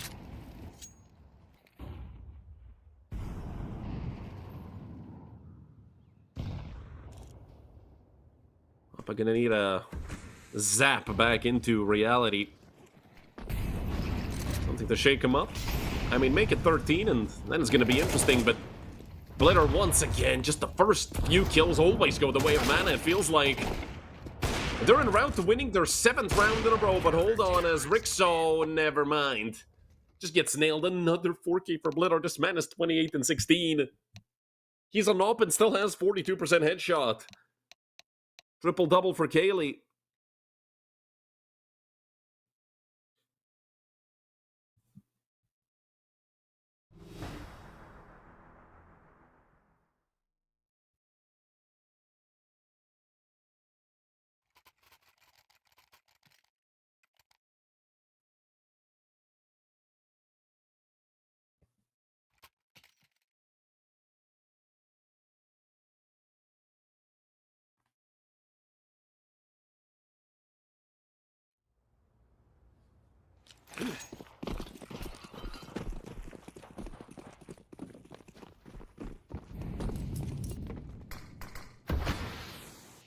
Rixo.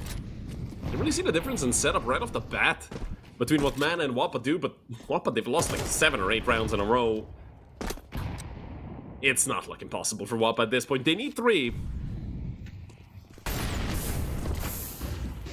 Don't forget, this is the format where for all 3 rounds you're gonna have enough money. Very thankful for it as Quest comes flying out of the window for 2. They need to... Oh my god, stop feeding them! Kaylee doing a great job, but it's probably not going to be enough. I do think we heard a timeout be called, or somebody got disconnected. I don't even know. There's been so many technicals today. Everything I hear in chat, I think it's a technical. I get a little jump scare. I've been given PTSD by Mana. As this best of 3 has been going on for almost 3 hours. And we're not even done with map number 2, but Bledar might have a chance. Well, he had a chance. Until Anop pinned him to the wall behind him. 13 on the board for WOPA. Please tell me that all 10 players are going to be on the server once we go into freeze time. Good. Okay, but it is a thing.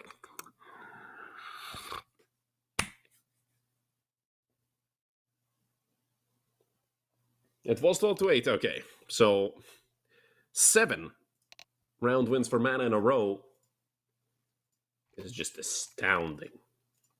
Astounding.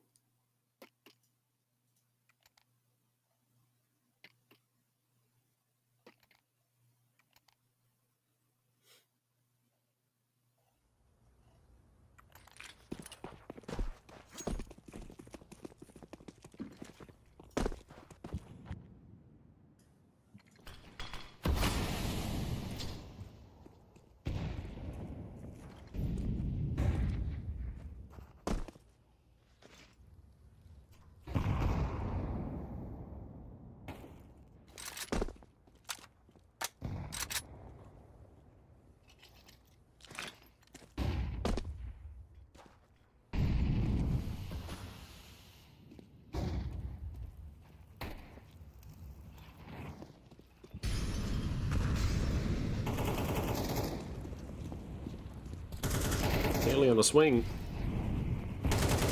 It's just 4 more kills needed for Mana. Oh, bit of a lag there on my end. I hope that was just me. 4v3. There is still a player here. Xantho was such a tough nut to crack on this B-bomb site, and now it's time for him to show exactly why. Otherwise, we're looking at the end of this best of 3. WOPA, don't forget you're facing elimination. And GameZilla with a third. Server is here. He misses horribly. Everything's going wrong, but it's still favoring the side of Mana Esports. Thamlike with 38 HP. Bledar has the plant. That's the good part, but this nade will fully give his position up. They do spot him out. Almost got caught. The plant is there. A 2v1 post plant. Oh. Hello? Bledar? He has a chance to close this, but I'm surprised. I mean, obviously, Bledar was thinking about a potential market push, and Thamlike wins it. What now? If you're Mana... Bledar was so ready for everything except for short. You had a nade come from there 5 seconds ago. We're gonna go the distance once again. We got 30 rounds. We're looking at a CSGO scoreline potentially if Mana are able to take 16. Otherwise, we're going to overtime again. Overtime part 2.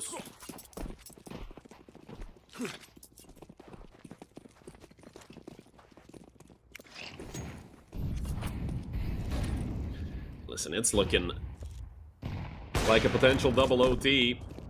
But with Bledar just taking that frag, it's 30 bomb for Bledar. Hard to go against that, unless when he, goes against himself, looking the wrong way and jump peeking sideways. Then you question both yourself and him.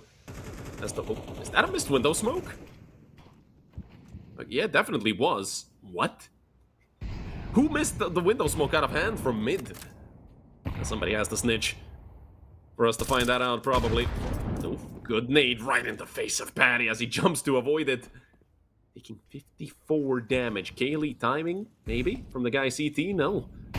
Thamlike has an op. And with Prez being caught, it's a 5 versus 3. Patty does pick up a kill. Still an op towards CT. They have spotted him out. Not sure if they know it's an op. Especially with the fact they probably think it is Thamlike. But who knows? Man advantage WOPA, they are going to get the plant. It's a very good plant. Over on triple. Both players towards CT ready for a flash, but that flash is not coming through. Do they know about Xanto? I think they do. Cerber probably heard him. Oh, Amar has a perfect setup. Crouching in front of the pot. Nobody expects this angle. He's going to look above him as Xanto falls. It's only Patty and Thamlike. Now just Patty.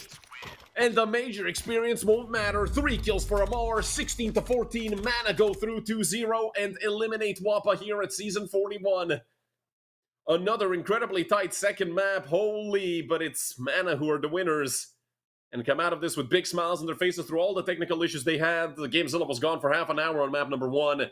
Then Bledar disappeared. Malware even came in. Luckily, Bledar was here for map number 2, as without his 30 bomb, I don't know if this would have been a reality for Mana Esports, at least not on map number 2. A very tight 16-14 victory on the second map here sends them into a lower bracket semifinal. Of course, they're still going to be fighting that elimination against Big Academy, and that's going to be one hell of a duel, but we're going to have to wait for that tomorrow, as it's going to be Musketeers and Young Ninjas and Big Academy versus Mana Esports tomorrow. But as for today, that is all the Counter-Strike we have in store for you. My name is Redul. Thanks for watching, and from the entire United21 team, I wish you a pleasant rest of your day.